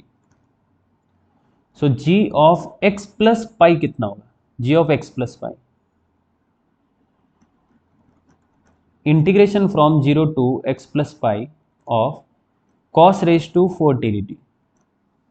Okay अब हमें आंसर चाहिए जी एक्स जी पाई के फॉर्म में। जी एक्स बनाना है इसको पहली बात तो, और जी पाई बनाना है, यानी कि यहाँ पे ये एक तो इस तरह का एग्जैक्ट इस तरह का चाहिए इंटीग्रेशन फ्रॉम 0 टू एक्स, और दूसरा चाहिए इंटीग्रेशन फ्रॉम 0 टू पाई, क्योंकि जी पाई का मतलब क्या है, एक्स की जगह पाई, तो इधर भी पाई आएगा ना। यानी कि हमें इसको बनाना होगा integration from 0 to x and integration from 0 to pi. तो इसको इस तरह से ब्रेक तो कर ही सकते हैं, integration from 0 to pi cos raise to 4t dt plus integration from pi to x plus pi cos raise to 40 dt। Okay guys आप समझोगे, 0 टू एक्स 0 टू पाई और pi to x plus pi. जैसे अगर integration from 1 to 3 है या 1 to 4 है, किसी function का इंटीग्रेशन इस तरह से कर रहे हैं, तो इसको ऐसे लिख सकता हूँ ना 1 to 2 f x d x plus 2 to 4, यानी कि इसको बीच में ब्रेक किया हमने 1 टू 4 को। वैसे ही 0 टू एक्स प्लस पाई को मैंने 0 टू पाई और पाई टू एक्स प्लस पाई ऐसे लिया, ले सकते हैं ना, यस बिल्कुल ले सकते हैं। तो ये पूरा बन गया जी ऑफ पाई। अच्छा जब जी ऑफ पाई पॉजिटिव है और साथ में प्लस आ रहा है, इसका मतलब ऑप्शन सी करेक्ट है, इस दूसरे वाले को सोल्व करने की जरूरत ही नहीं। ठीक है इसको सोल्व करने की जरूरत ही नहीं पड़ेगी। ओके अगर सोल्व करना भी है तो मैं आपको दो मेथड बता देता हूँ। एक तो पेरियोडिक फंक्शन के अकॉर्डिंग कर सकते हैं, कॉस रेज टू 4 जो है वो पेरियोडिक फंक्शन है और इसका पीरियड पाई होता है। ओके कॉस का पीरियड होता है 2 pi, cos raise to 2 cos raise to 4 cos raise to 8 इनका पीरियड होता है पाई, यानी कि ये जो अंदर फंक्शन है ना इसका पीरियड पाई है। और जब इस तरह से हमें पीरियड पता होता है अंदर वाले फंक्शन का और लिमिट इस तरह से रहती है पाई से पाई प्लस एक्स, तो ये पाई पाई हटा सकते हैं यहाँ से। मतलब अगर किसी फंक्शन का पीरियड टी है और वो इस तरह से टी से लेके ए प्लस टी तक, अगर एफ एक्स का पीरियड टी रहेगा तो इसको डायरेक्टली मैं 0 टू ए लिख सकता हूँ, 0 to f x d x, क्योंकि पीरियड में वापस से वही चीज़ रिपीट होती है। तो कॉस के केस में ऐसा लिख सकते हैं, मतलब इसको लिख सकते हैं इंटीग्रेशन फ्रॉम 0 टू एक्स, और ये सेम 0 टू एक्स मतलब ये वापस से सेम ऐसा बन गया जी एक्स, मतलब this is g x. Okay एक तो ये तरीका, अगर पीरियोडिक फंक्शन के बारे में हमें पता है तो डायरेक्टली ऐसे लिख सकते हैं, अगर नहीं भी पता है तो भी हमें ये तो पता चल गया कि आंसर कौन सा आएगा, क्योंकि जीओ पाई प्लस हो रहा है, इसका मतलब वो ऑप्शन सी करेक्ट है। और अगर इससे भी नहीं करना है तो आप क्या करोगे, टी की जगह पे कुछ ऐसा पुट करो ताकि यहाँ पे लिमिट चेंज होकर वापस से एक्स बन जाएगी, मतलब टी की जगह पे कुछ सब्सटीट्यूट करना रहेगा। टी की जगह पे क्या सब्सटीट्यूट करूँ मैं, यहाँ पे y इक्वल टू कंसिडर कर लेते हैं टी माइनस पाई।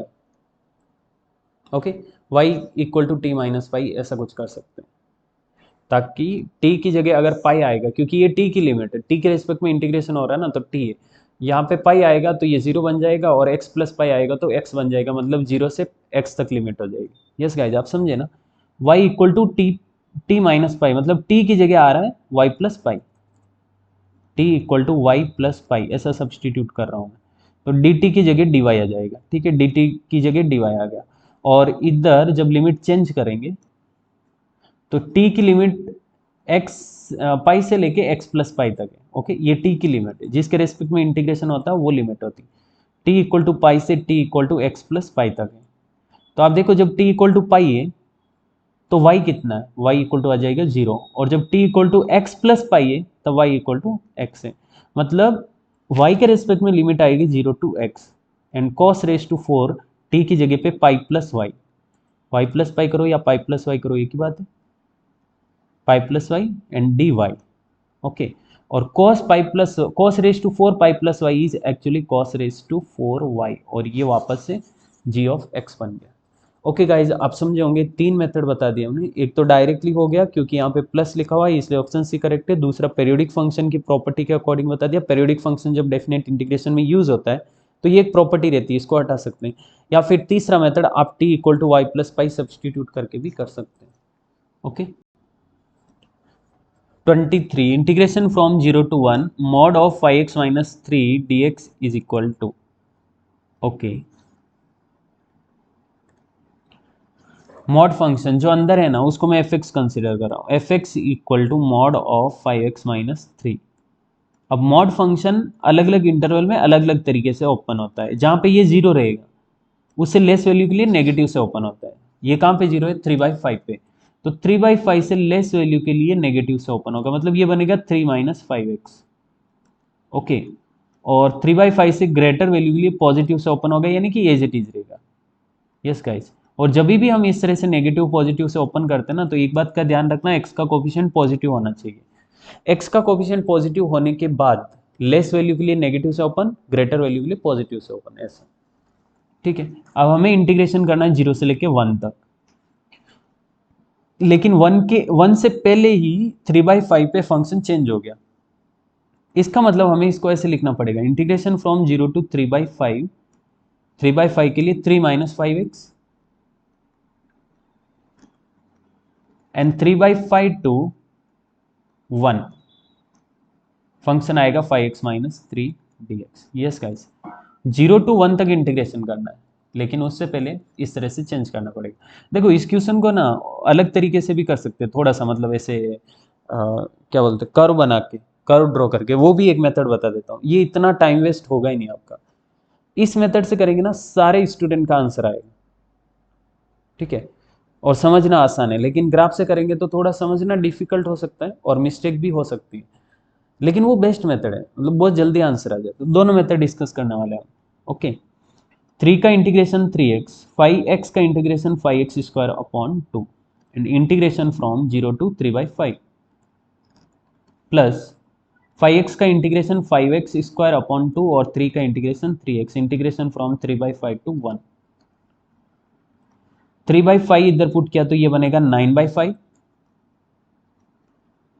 और 3/5 इधर पुट किया तो ये बनेगा 9/25 इंटू 5/2, तो 9 ओके एक बार लिखते हैं 5/2 इंटू 9/25। जीरो पुट करने पे तो जीरो आ रहा, लिखने की जरूरत नहीं, प्लस 1 पुट करने पे आ रहा 5/2-3, और 3/5 पुट करने पे आ रहा, 3/5 पुट करेंगे तो सेम यही आएगा 5/2 इंटू 9/25, और इधर पुट करेंगे तो ये आएगा माइनस का 9/5। ओके, सिंप्लीफाई करो, देखो क्या आंसर आ रहा है, जो भी आंसर आएगा फाइनल आंसर अपना। ये और ये सेम सेम लग रहा मुझे, तो ये 2 टाइम्स हो जाएगा। ओके, दिख रहा आपको, ये माइनस का है, ये भी माइनस का है, मतलब दोनों सेम सेम है। तो इसको और इसको मैं साथ साथ में लिख रहा हूँ, मतलब ये कर रहा हूँ 2 टाइम्स 5/2 इंटू 9/25, माइनस का वो भी। ओके, इधर है प्लस का 9/5, माइनस माइनस प्लस का 9/5, तो ये दोनों भी आ गए हैं प्लस के 2 टाइम्स 9/5। ठीक है, ये पूरा हो गया, ये पूरा हो गया, अभी ये बचा बस, और ये है -1/2। ओके, ये इधर मल्टीप्लाई होगा -6/2। यस गाइस, ओके, 2 से 2 कैंसिल हो गया, 5/25 5 टाइम्स, -9/5 प्लस 2 टाइम्स 9/5, 2 टाइम्स 9/5 मतलब प्लस का 9/5 रहेगा, तो प्लस का 9/5 -1/2, सो फाइनल आंसर आ रहा 13/10। यस गाइस, है क्या ऑप्शन कोई, ऑप्शन डी। ओके, एक तो ये तरीका। दूसरा मेथड ग्राफ बना के, वो ज़्यादा बेटर है, कैलकुलेशन नहीं रहता उसमें ज़्यादा।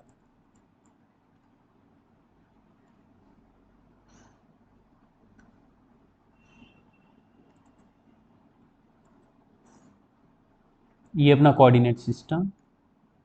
आपको पता मॉड एक्स का ग्राफ कैसा होता है? मॉड एक्स का ग्राफ होता है इस तरह का, जो एक्स इक्वल टू जीरो पे ओरिजिन पे मिलता है, एक्स इक्वल टू जीरो पे ओरिजिन पे मिलेगा। लेकिन मॉड एक्स में थोड़ा सा यहाँ पे ट्रांसफॉर्मेशन यूज होगा, एक्स इक्वल टू 3/5 पे ये शिफ्ट हो जाता है, मतलब एक्स इक्वल टू 3/5 पे ये अंदर वाला जीरो हो रहा है, मॉड एक्स तो एक्स इक्वल टू जीरो पे ही जीरो होता है, ये 3/5 पे होता है, इसलिए ये 3/5 पे चला जाएगा, यानी कि ग्राफ इस तरह का हो जाएगा 3/5 पे ऐसा। ओके, स्लोप थोड़ा साफ रहेगा इसका, बट ठीक है, स्लोप से कोई मतलब नहीं है अपने को, सही बताएं तो। और हमें इंटीग्रेशन करना है एक्स इक्वल टू जीरो से लेके एक्स इक्वल टू 1 तक।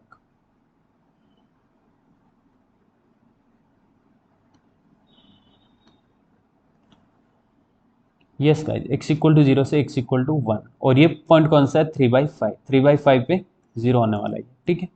ये 3/5 है, इसका मतलब बेस 3/5, ये लेंथ 3/5 है ना, जीरो से लेके 3/5 मतलब 3/5, बेस है 3/5। और इसमें अगर x की जगह जीरो पुट करेंगे तो ये आ रहा 3, मतलब ये पॉइंट मिलेगा अपने को 0,3, यानी कि ये लेंथ 3। अब देख सकते हो x की जगह जीरो डाला तो ये बनेगा मॉड ऑफ -3 यानी कि 3। ये 3 है, ये 3/5 है, इस ट्राइंगल का एरिया कितना आएगा? इस ट्राइंगल का एरिया आएगा 1/2 into base into height, plus इसका एरिया कितना? अच्छा, ये लेंथ कितनी होगी? 1 - 3/5 यानी कि 2/5, क्योंकि ये 3/5 है, ये 1 है, तो 1 - 3/5 इज 2/5। और ये हाइट कितनी? एक्स की जगह अगर 1 पुट करेंगे, एक्स की जगह 1 पुट किया तो ये और 5 - 2 यानी कि 2, ये 2 है, मतलब ये बनेगा 1/2 into base into height, 2/5 into 2। 2 से 2 कैंसिल हो रहा है यहाँ पे, ओके, 2 से 2 कैंसिल नहीं करते, डिनोमिनेटर 10 बन रहा है, 10 ही रखते हैं। ऊपर बन रहा है 9 और इधर बन रहा है 4, 9 + 4/10 मतलब 13/10। ओके, ऐसे भी कर सकते हैं, option D. 24, integration from 0 to π/4 √1 - sin2x is equal to, √1 - sin2x का डायरेक्ट फॉर्मूला है। अच्छा, √1 - sin2x का नहीं देखा होगा तो ये तो देखा होगा, 1 - sin2x, this is equal to cos square cos x - sin x whole square.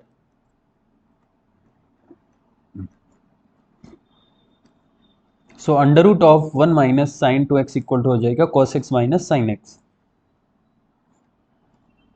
Integration from 0 to π/4 cos x - sin x dx, ठीक है। cos x का integration sin x minus sin x का plus cos x, integration from 0 to π/4, π/4 put करेंगे तो ये बनेगा sin π/4 plus cos π/4, minus 0 put करेंगे sin 0 plus cos 0,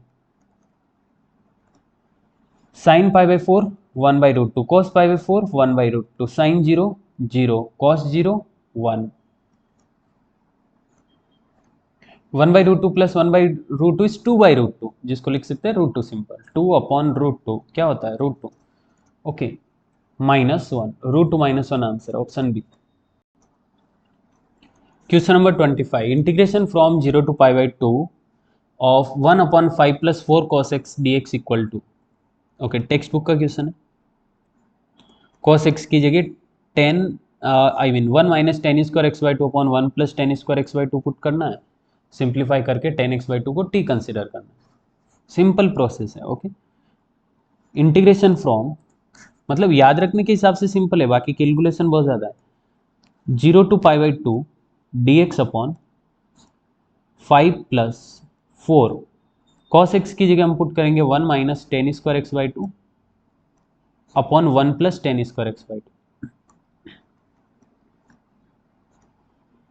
so integration from 0 to π/4, आप सोचो ये 1 + tan²x/2 5 के साथ मल्टीप्लाई होगा तो होल डिनोमिनेटर में चला जाएगा ना, मतलब इसके साथ मल्टीप्लाई होगा तो होल डिनोमिनेटर में 1 + tan²x/2 होगा, उसको ऊपर भेज सकते हैं।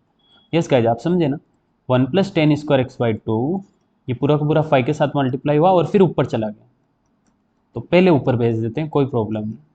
और डिनोमिनेटर 5 के साथ मल्टीप्लाई हो रहा है तो 5 + 5 10 स्क्वायर एक्स बाई टू ऐसा है। ओके, और ये 4 अंदर जाके मल्टीप्लाई हुआ तो +4 - 4 10 स्क्वायर एक्स बाई टू। ठीक है, सिंपल सी बात है, कोई बड़ी बात है ही नहीं इसमें। Integration from 0 to π/2, 1 + 10 square is sec square x by two, और डिनोमिनेटर में 5 10 square - 4 10 square is simple 10 square, 5 + 4 कितना 9। यस गाइस, सिंप्लीफाई हो गया, 10x/2 की जगह t पुट करना, 10x/2 = t, then 1/2 sec square x by two dx is equal to dt। Sec square x by two dx दिख रहा है 1/2 और 2, न्यूमरेटर पूरा का पूरा dt बन गया। अच्छा, जब सब्स्टिट्यूशन होगा तो लिमिट भी चेंज होगी, x की लिमिट अभी चल रही है 0 से लेके π/2 तक, जब x = 0 है तो t = 0, जब x = π/2 है तो x/2 होगा π/4, यानी कि 10 π/4 1, मतलब t = 1, यानी कि लिमिट आएगी 0 to 1। Yes guys, integration from 0 to 1, numerator पूरा हो गया dt, डिनोमिनेटर में हो गया t स्क्वायर प्लस 9 यानी कि 3 square, 1/x² plus a square जैसा फॉर्म है, और वो होता 1/a tan inverse x/a, 1/3 tan inverse t/3। Okay, limit from 0 to 1, सो 1/3 इधर 1 पुट करेंगे तो ये आएगा tan इनवर्स 1/3। मिस्टेक हो रही है क्या, tan इनवर्स 1/3 जैसा आंसर, हाँ है, कोई प्रॉब्लम नहीं। tan inverse 1/3 minus tan inverse 0 यानी कि 0, मतलब फाइनल आंसर आएगा 1/3 tan इनवर्स 1/3। है क्या option, yes option D. Okay, question number 26 जो है वो एप्लीकेशन ऑफ डेफिनेट इंटीग्रेशन का है, मतलब एरिया अंडर द कर्व का, तो उसी वीडियो में इसको डिस्कस करेंगे, यहाँ पे स्किप कर रहा हूँ। ठीक है, ओके, क्वेश्चन है integration from 0 to π/2 of sin x upon 1 + cos square x dx is the value. Okay, simple question है, cos x को t कंसीडर करेंगे, ऊपर वाला पूरा dt में चला जाएगा।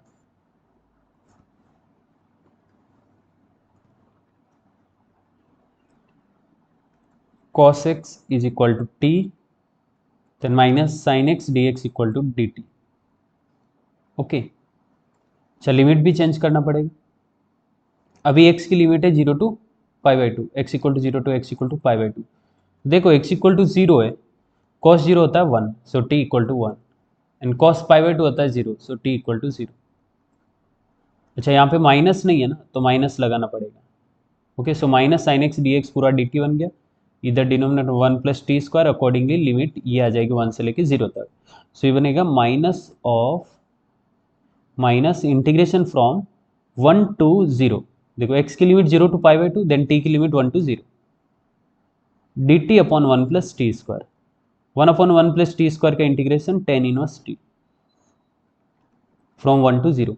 ये काम करते हैं ना, यहाँ पे ये माइनस हटा के लिमिट वापस से सीधा कर देते हैं इसको, 0 to 1 dt upon 1 + t², 1/1 + t² is tan inverse t, limit from 0 to 1, 1 डालेंगे तो ये बनेगा tan इनवर्स 1 π/4, और 0 डालेंगे tan inverse 0 is 0, so final answer आएगा π/4।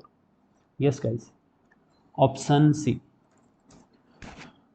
Question number 28, let this denote the greatest integer less than or equal to t, okay, then the value of integration from 1 to 2 mod of 2x minus greatest integer function 3x dx is। Okay, यहाँ पे mod भी है, greatest इंजर function भी है। ठीक है, पहले greatest इंजर function को ओपन करते हैं, उस अकॉर्डिंग मॉड ओपन होगा कि भाई ग्रेट इस इंटरवल के लिए ग्रेटेस्ट इंजर फंक्शन की वैल्यू क्या क्या आ सकती है। ठीक है, x की लिमिट है यहाँ पे 1 से लेके 2 तक, मतलब हम इंटीग्रेशन कर रहे हैं x = 1 से x = 2 तक, तो ऐसा बोल सकते हैं ना कि सिर्फ x = 1 से लेके 2 तक ही बात हो रही है इस फंक्शन के लिए, जो अंदर वाला फंक्शन है उसके लिए सिर्फ x = 1 से x = 2 तक ही बात होगी, इसके बाहर की नहीं। ओके, अब ग्रेटेस्ट इंजर फंक्शन में 3x है, अगर x 1 से 2 तक है तो 3x कहाँ से कहाँ तक होगा, 3 से लेके 6 तक, 3 से मल्टीप्लाई किया। इसका मतलब यहाँ पे ग्रेटेस्ट इंटीजर फंक्शन के अंदर जो वैल्यू आएगी ना वो 3 से 6 तक है, बिकॉज x की वैल्यू 1 से 2 जा रही है, तो 3x की वैल्यू 3 से 6 तक जाएगी, यानी कि ग्रेटेस्ट इंटीजर फंक्शन के अंदर वैल्यू 3 से 6 तक जाएगी। ओके, तो हम यहाँ पे 3 इंटरवल लेंगे, 3 to 4, 4 to 5, 5 to 6। Yes guys, आप समझे ना, जैसे जैसे इंटीजर चेंज होता है वैसे वैसे ग्रेटेस्ट इंटीजर फंक्शन की वैल्यू चेंज होती रहती है। सो 3x की वैल्यू 3 to 6 है, मतलब हम 3 इंटरवल लेंगे, 3 से 4, 4 से 5, 5 से 6।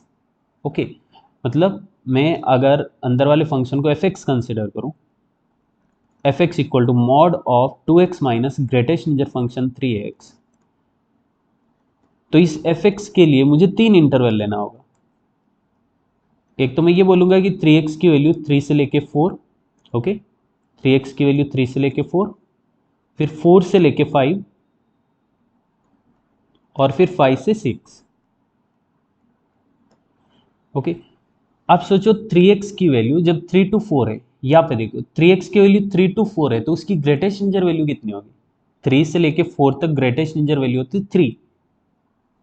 ओके, सो यहाँ पे आएगा इस इंटरवल के लिए 3, बाकी सब as it is, mod of 2x minus 3।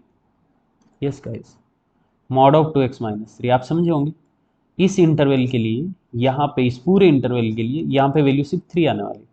4 to लेके 5 तक अगर 3x 4 to 5 है तो इधर आएगा 4, तो ये बन रहा मॉड ऑफ 2x माइनस 4, और 5 to 6 के लिए 5, 2x माइनस 5।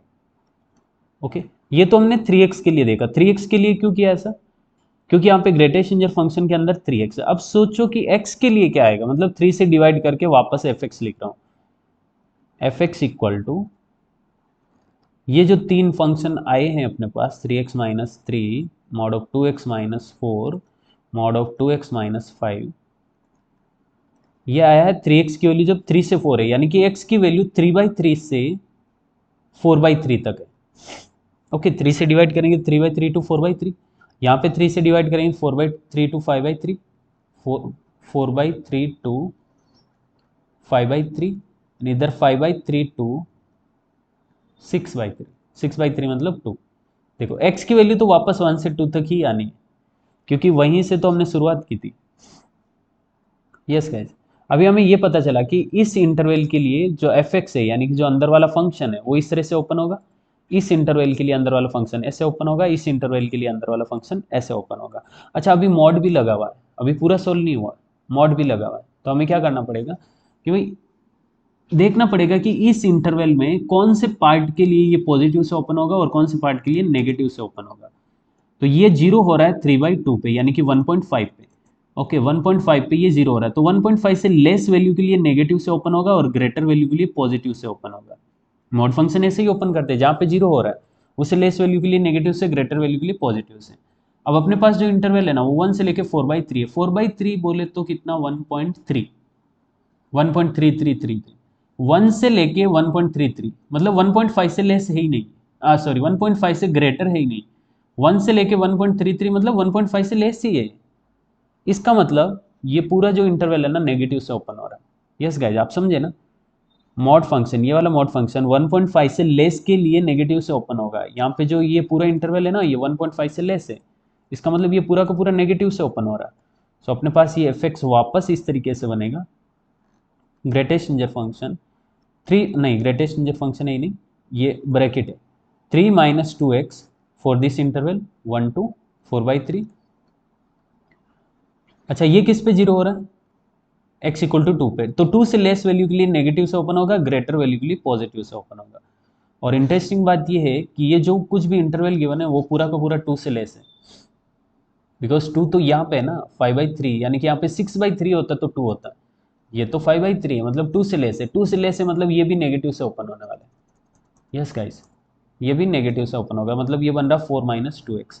सिमिलरली ये पूरा नेगेटिव से ओपन होगा 5 माइनस 2x, क्योंकि यहाँ पे जो इंटरवल है वो 5/2 से लेस है। आई होप आपको ये बात समझ आई होगी, हमने बहुत डिटेल में किया है, आप चाहो तो बहुत सारे स्टेप यहाँ पे हटा सकते हो, अगर जल्दी समझ आता है तो हटा सकते हो, कोई प्रॉब्लम। ओके अब करेंगे इंटीग्रेशन, मतलब ये जो अंदर वाला फंक्शन एफ एक्स है ना 1 से लेके 2 तक के इंटरवल में इस तरह से ब्रेक हो रहा, ब्रेक होके इस तरह से ओपन हो रहा है, ठीक है। सो इंटीग्रेशन, इसका इंटीग्रेशन करना मतलब किसका इंटीग्रेशन करना, इंटीग्रेशन फ्रॉम 1 to 4/3। ओके ये इधर का पार्ट हटा रहा हूँ, आप आराम से देख सकते हो, यहाँ तक समझो अच्छे से, उसके बाद आगे का कंटिन्यू करते हैं। सो इसका इंटीग्रेशन करना मतलब इंटीग्रेशन करना 1 to 4/3 of 3 - 2x plus 4/3 to 5/3 of 4 - 2x plus 5/3 to 2 5 - 2x dx। Okay 3 का इंटीग्रेशन 3x, 2x का integration x², limit from 1 to 4/3 plus 4 का इंटीग्रेशन 4x, 2x का integration x², limit from 4/3 to 5/3 plus 5 का integration 5x, 2x का integration x², limit from 5/3 to 2, ठीक है। 4/3 यहाँ पे पुट किया तो ये बनेगा 12 नहीं 12 नहीं 4/3 x की जगह पुट किया तो 3 से 3 कैंसिल हो गया, सिंपल 4 बनेगा, माइनस यहाँ पे 16/9। ओके और 1 पुट करने पे क्या बन रहा है, मुझे लगता है यहाँ पे बहुत सारी चीज़ें कैंसिल हो जाएगी, ठीक है। अपर limit minus lower limit 1 put करने पे बनेगा 3 - 1 यानी कि 2, डायरेक्ट 2 लिख रहा हूँ, प्लस 5/3 इधर पुट किया तो 20/3 माइनस 25/9 अपर limit, minus lower limit 4/3 put करने पे बन रहा है 16/3 माइनस 16/9। ओके ठीक है, प्लस अपर लिमिट 2 पुट किया तो 10 - 4 6 लिख रहा हूँ डायरेक्ट, माइनस लोअर लिमिट यानी कि 5/3 तो ये बनेगा 25/3 माइनस 25/9। ओके क्या क्या कैंसिल आउट हो रहा है, यहाँ पे x² अपर लिमिट की वजह से, यहाँ पे x² लोअर लिमिट की वजह से ये कैंसिल होगा, यानी कि 16/9 से कैंसिल होगा, ये रहा माइनस माइनस प्लस और ये माइनस कैंसिल आउट हो गया। और यहाँ पे x² अपर लिमिट 5/3, यहाँ पे लोअर लिमिट 5/3 तो 25/9 भी कैंसिल होगा, ये कैंसिल हुआ, यस कर आप देख सकते हो माइनस माइनस प्लस होगा ये इस तरीके से। ओके और बाकी कुछ भी कैंसिल आउट नहीं हो रहा, सब कुछ सोल्व करना पड़ेगा। ये हो रहा 4 - 2 2, ओके 4 - 2 प्लस 6 8, ठीक है इंटीजर पूरा सोल्व हो गया 8 आया, plus 20/3 minus 16/3 is 4/3, 4/3 minus 25/3, 4/3 minus 25/3 is -21/3 -21/3। So final answer आ रहा है 1, है क्या ऑप्शन में 1, yes option D, yes guys option D correct. Okay, next question, question number 29. If a to b, integration from a to b x cube dx equal to 0, and if integration from a to b x square dx is equal to 2/3, then a and b are respectively. Okay, a and b दो unknown है और इसके लिए दो equation भी given है integration के form में, कोई नहीं सोल्व कर सकते।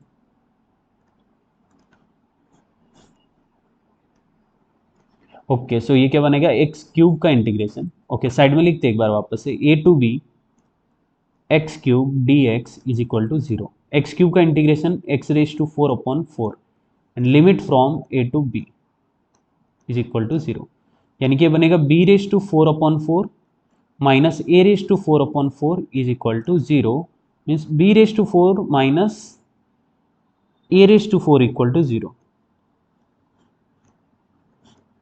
Okay okay second integration from a to b x² dx is equal to 2/3, x² का इंटीग्रेशन होता है x³ upon 3, right x³ upon 3, limit from a to b is equal to 2/3। अगर आप b पुट करोगे तो ये बनेगा b³ upon 3 minus a put करोगे तो a³ upon 3 is equal to 2/3, 3 से 3 कैंसिल हो गया तो b³ minus a³ is equal to 2। ये दो इक्वेशन है, दोनों को सोल्व करना है। इसको थोड़ा और सिंप्लीफाई कर सकते हैं हम, फर्स्ट वाले को b⁴ माइनस a⁴, क्या बन रहा है, ये बन रहा है b square minus a square b square plus a square, b square plus a square, okay, equal to zero. अब क्योंकि ये तो जीरो हो नहीं सकता, b square plus a square दोनों प्लस का है, पॉजिटिव हमेशा पॉजिटिव रहेगा, और ए एन बी इक्वल नहीं हो सकता, मतलब A N B zero zero नहीं हो सकता, क्योंकि A N B zero zero हो गया तो A N B zero zero हो गया तो इंटीग्रेशन जीरो आना चाहिए, यहाँ पे तो 2/3 आ रहा है, इसका मतलब A N B zero zero नहीं हो सकता। सो ये जीरो में जा सकता है, मतलब ये बनेगा b square minus a square equal to zero, यानी कि b minus a b plus a is equal to zero. Okay, इस रेड वाले को सोल्व कर रहा हूँ। अच्छा, b माइनस ए भी जीरो में चला जाएगा, क्योंकि b एंड a इक्वल नहीं हो सकता, अगर b एंड a इक्वल हो गया तो इंटीग्रेशन जीरो हो जाएगा, यहाँ पे जीरो है नहीं, यहाँ पे तो 2/3 है, इसका मतलब इसको भी जीरो में भेज सकता हूँ। So a plus b equal to zero, finally ये मिला है। ओके, यहाँ से इसके आगे ये सोल्व किया, मतलब फिलहाल तो इतना ही किया था हमने, लेकिन आगे ज़रूरत पड़ी थी सोल्व करने की, इसलिए और आगे सोल्व किया हमने। a plus b equal to zero आ रहा है, मतलब a equal to minus b आ रहा है, ये a equal to minus b इधर डालो तो देखो या तो ए मिलेगा या बी मिलेगा, कुछ ना कुछ मिलेगा यहाँ से। ओके, ए की जगह यहाँ पे अगर हम बी डाल दें धीरे से,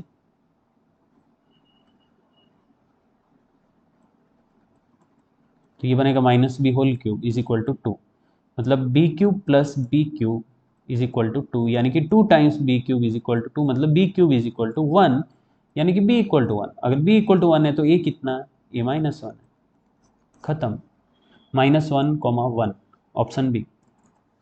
yes guys. Question number 30. The value of integration from 0 to pi by 2 dx upon 1 plus 10 cube x is 0 से लेके पाई बाई टू तक 1/1 प्लस 10 क्यूब एक्स, इसका इंटीग्रेशन करना। काफ़ी देर से प्रॉपर्टी वाले क्वेश्चंस आ नहीं रहे, अभी बहुत टाइम बाद ये प्रॉपर्टी वाला क्वेश्चन आया। ओके, पूरा इरेज कर रहा हूँ क्योंकि क्वेश्चन बहुत सिंपल है, साइड में लिख लेंगे वापस एक बार, और ऑप्शन की ज़रूरत नहीं है, लास्ट में चेक करेंगे। 0 to pi by 2 1/1 plus 10 cube x, integration from 0 to pi by 2 1/1 plus 10 cube x d x, मान लेते ये आई है। अगर हम यहाँ पे प्रॉपर्टी 6 लगाते ना,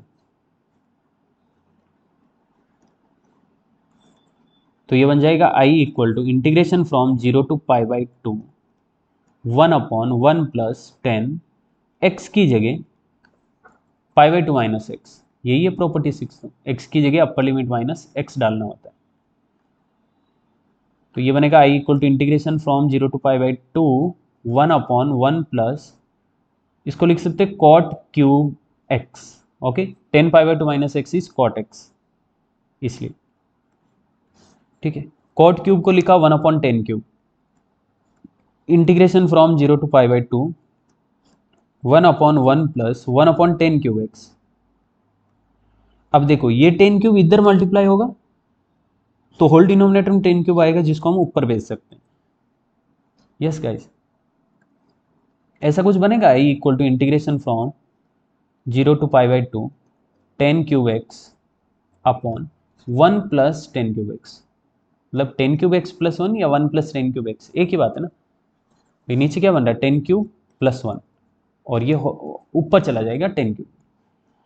ओके, इसको 1 कंसिडर कर रहा हूँ, इसको 2 कंसिडर कर रहा हूँ, और दोनों को ऐड कर देते हैं एक बार, 1 प्लस 2, तो लेफ्ट हैंड साइड में आ जाएगा आई प्लस आई 2i, और इधर 0 to pi by 2 न्यूमरेटर में 1 प्लस 10 क्यूब एक्स, डिनोमिनेटर दोनों का सेम है 1 plus 10 cube x, 1 plus 10 cube x 1 plus 10 cube x से कैंसिल हो गया, 1 बचा है।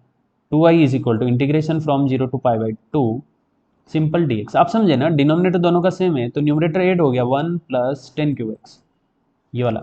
ओके, अच्छा, dx का integration upper limit minus lower limit pi by two minus zero, यानी कि आई इक्वल टू आ रहा पाई बाई 4।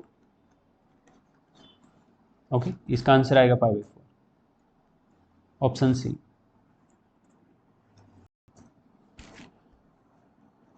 ओके, 31 क्वेश्चन है, integration from 0 to 1 8 times log of 1 plus x upon 1 plus x square d x equal to. देखो यहाँ पे property 6 काम नहीं करेगी, और तो बस 0 to a तक अगर लिमिट होती है तो प्रॉपर्टी 6 के बारे में ही सोचते हैं, और बाकी प्रॉपर्टी तो वैसे भी यूज नहीं होने वाली। ओके, सो प्रॉपर्टी से क्वेश्चन नहीं होगा, थोड़ा सा पहले सिंप्लीफाई करना पड़ेगा, मुझे ऐसा लग रहा। जब प्रॉपर्टी से नहीं होता और इस तरह का दिखता है ना 1 + x², इसका मतलब x की जगह टेन थीटा ट्राई करना चाहिए एक बार। Okay, put x equal to tan theta and dx equal to sec² theta d theta. अच्छा, सब्स्टिट्यूशन हो रहा है, लिमिट चेंज करना पड़ेगा। x की लिमिट है x equal to 0 to x equal to 1, x equal to 0 to x equal to 1। अच्छा देखो, x इक्वल टू 0 पुट किया तो थीटा कितना आएगा, किस थीटा पे टेन 0 होता है, 0 पे, इसका मतलब थीटा इक्वल टू 0। जब x की जगह 1 पुट किया, tan theta equal to 1 means theta equal to π/4, यानी कि x की लिमिट 0 to 1, देन थीटा की लिमिट 0 to π/4। Yes guys, integration from 0 to π/4, 8 constant है, बाहर आ जाएगा। 1 plus log of 1 + tan theta upon 1 + tan² theta. Okay, log of 1 + tan theta upon 1 + tan² theta, dx की जगह sec² थीटा डी थीटा। ठीक है, अब 1 + tan² होता है sec², तो ये इस sec² से कैंसिल हो गया, और सिंपल यहाँ पे इस तरह का बना 8 times integration from 0 to π/4 log of 1 + tan theta d theta. और ये तो आपको याद ही रह गया होगा, ये कितनी बार हम क्वेश्चन क्लास जो क्लास टेस्ट होता है, सैटरडे टेस्ट, उसमें कितनी बार ये क्वेश्चन सोल्व कर चुके होते हैं। 0 to π/4 log of 1 + tan theta होता है π/8 log 2। ओके, वैसे डायरेक्ट नहीं लिखा हूँ मैं, पूरा सोल्व करूंगा, लेकिन आप याद भी रख सकते हो। I equal to integration from 0 to π/4 log of 1 + tan theta d theta. Okay, मान लेते ये आई है। अब यहाँ पे प्रॉपर्टी 6 लगा रहा हूँ, यानी कि x की जगह π/4 - x। So I equal to integration from 0 to π/4 log of 1 + tan π/4 - theta not x।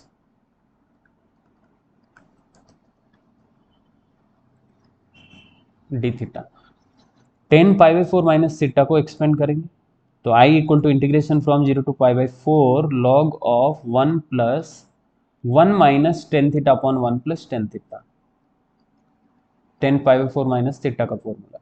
ये इधर मल्टीप्लाई होगा तो होल डिनोमिनेटर में 1 + tan थीटा आ जाएगा। So I equal to integration from 0 to π/4 log of 1 + tan theta plus 1 - tan theta, और whole denominator में 1 + tan theta d theta. Okay, 10 से 10 कैंसिल हो गया, न्यूमरेटर में 2 बचा और डिनोमिनेटर में 1 + tan थीटा। सो ये बन रहा है log 2 अपॉन 1 + tan थीटा। ध्यान से देखना, log 2 अपॉन 1 + tan थीटा को क्या लिख सकते हैं, log 2 minus log 1 + tan theta d theta. Okay, ऐसा। अब इसका तो इंटीग्रेशन हो जाएगा, और ये पूरा आई है। यस गाइस, ये पूरा का पूरा आई है। सबसे ऊपर देखो, ये वाला आई है ना, ये लेफ्ट हैंड साइड में आया तो i + i 2i, और राइट हैंड साइड में ये log 2 बाहर आ गया, log 2 बाहर आएगा तो अंदर बनेगा सिर्फ d theta, integration 0 to π/2 d theta, और डी थीटा का integration upper limit minus lower limit, यानी कि π/2, सॉरी π/2 नहीं, π/4 डी थीटा। तो ये बनेगा π/4 - 0, यानी कि सिंपल π/4, इसका value π/4 into log 2। So I equal to क्या हो जाएगा, π/8 log 2। ओके, इसको हमने आई कंसिडर किया, 8 के साथ मल्टीप्लाई हो रहा है, सो ये होगा 8 π/8 log 2, मतलब फाइनल आंसर आएगा पाई log 2। देखो है क्या ऑप्शन में ऐसा, pi log 2, yes, option D.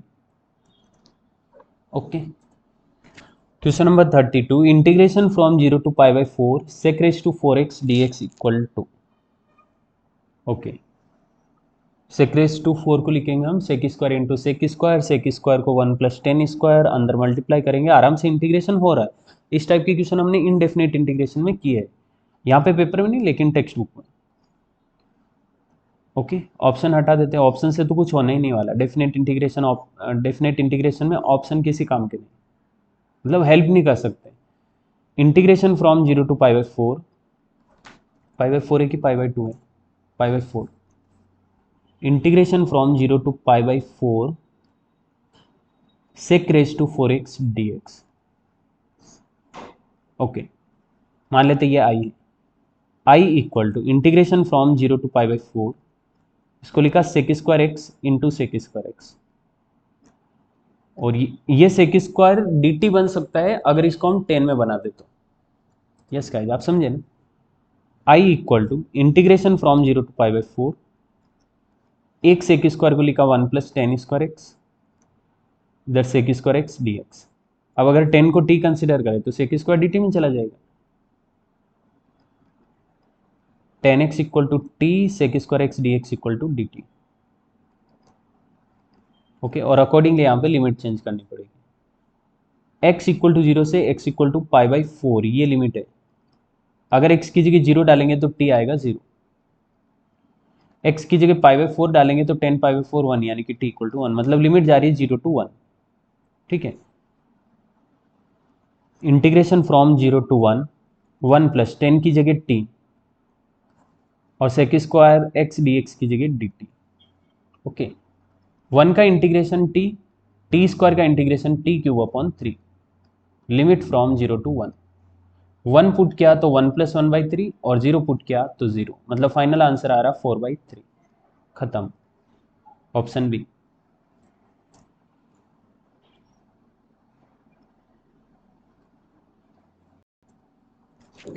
Question number 33, integration from -1 to 1 log of 2 - x/2 + x dx equal to.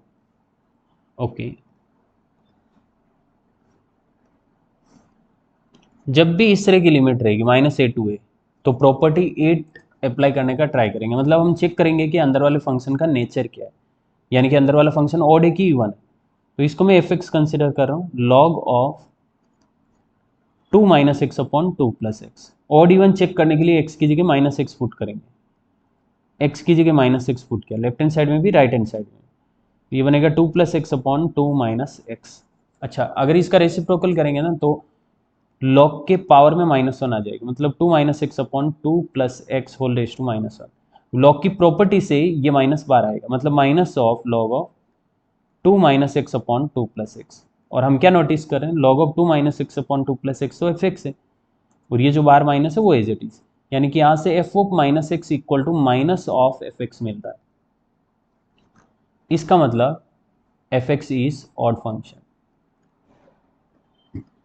और जब ऑड फंक्शन होते हैं तो प्रॉपर्टी 8 के अकॉर्डिंग इसका वैल्यू आएगा 0, यानी कि ऑप्शन बी।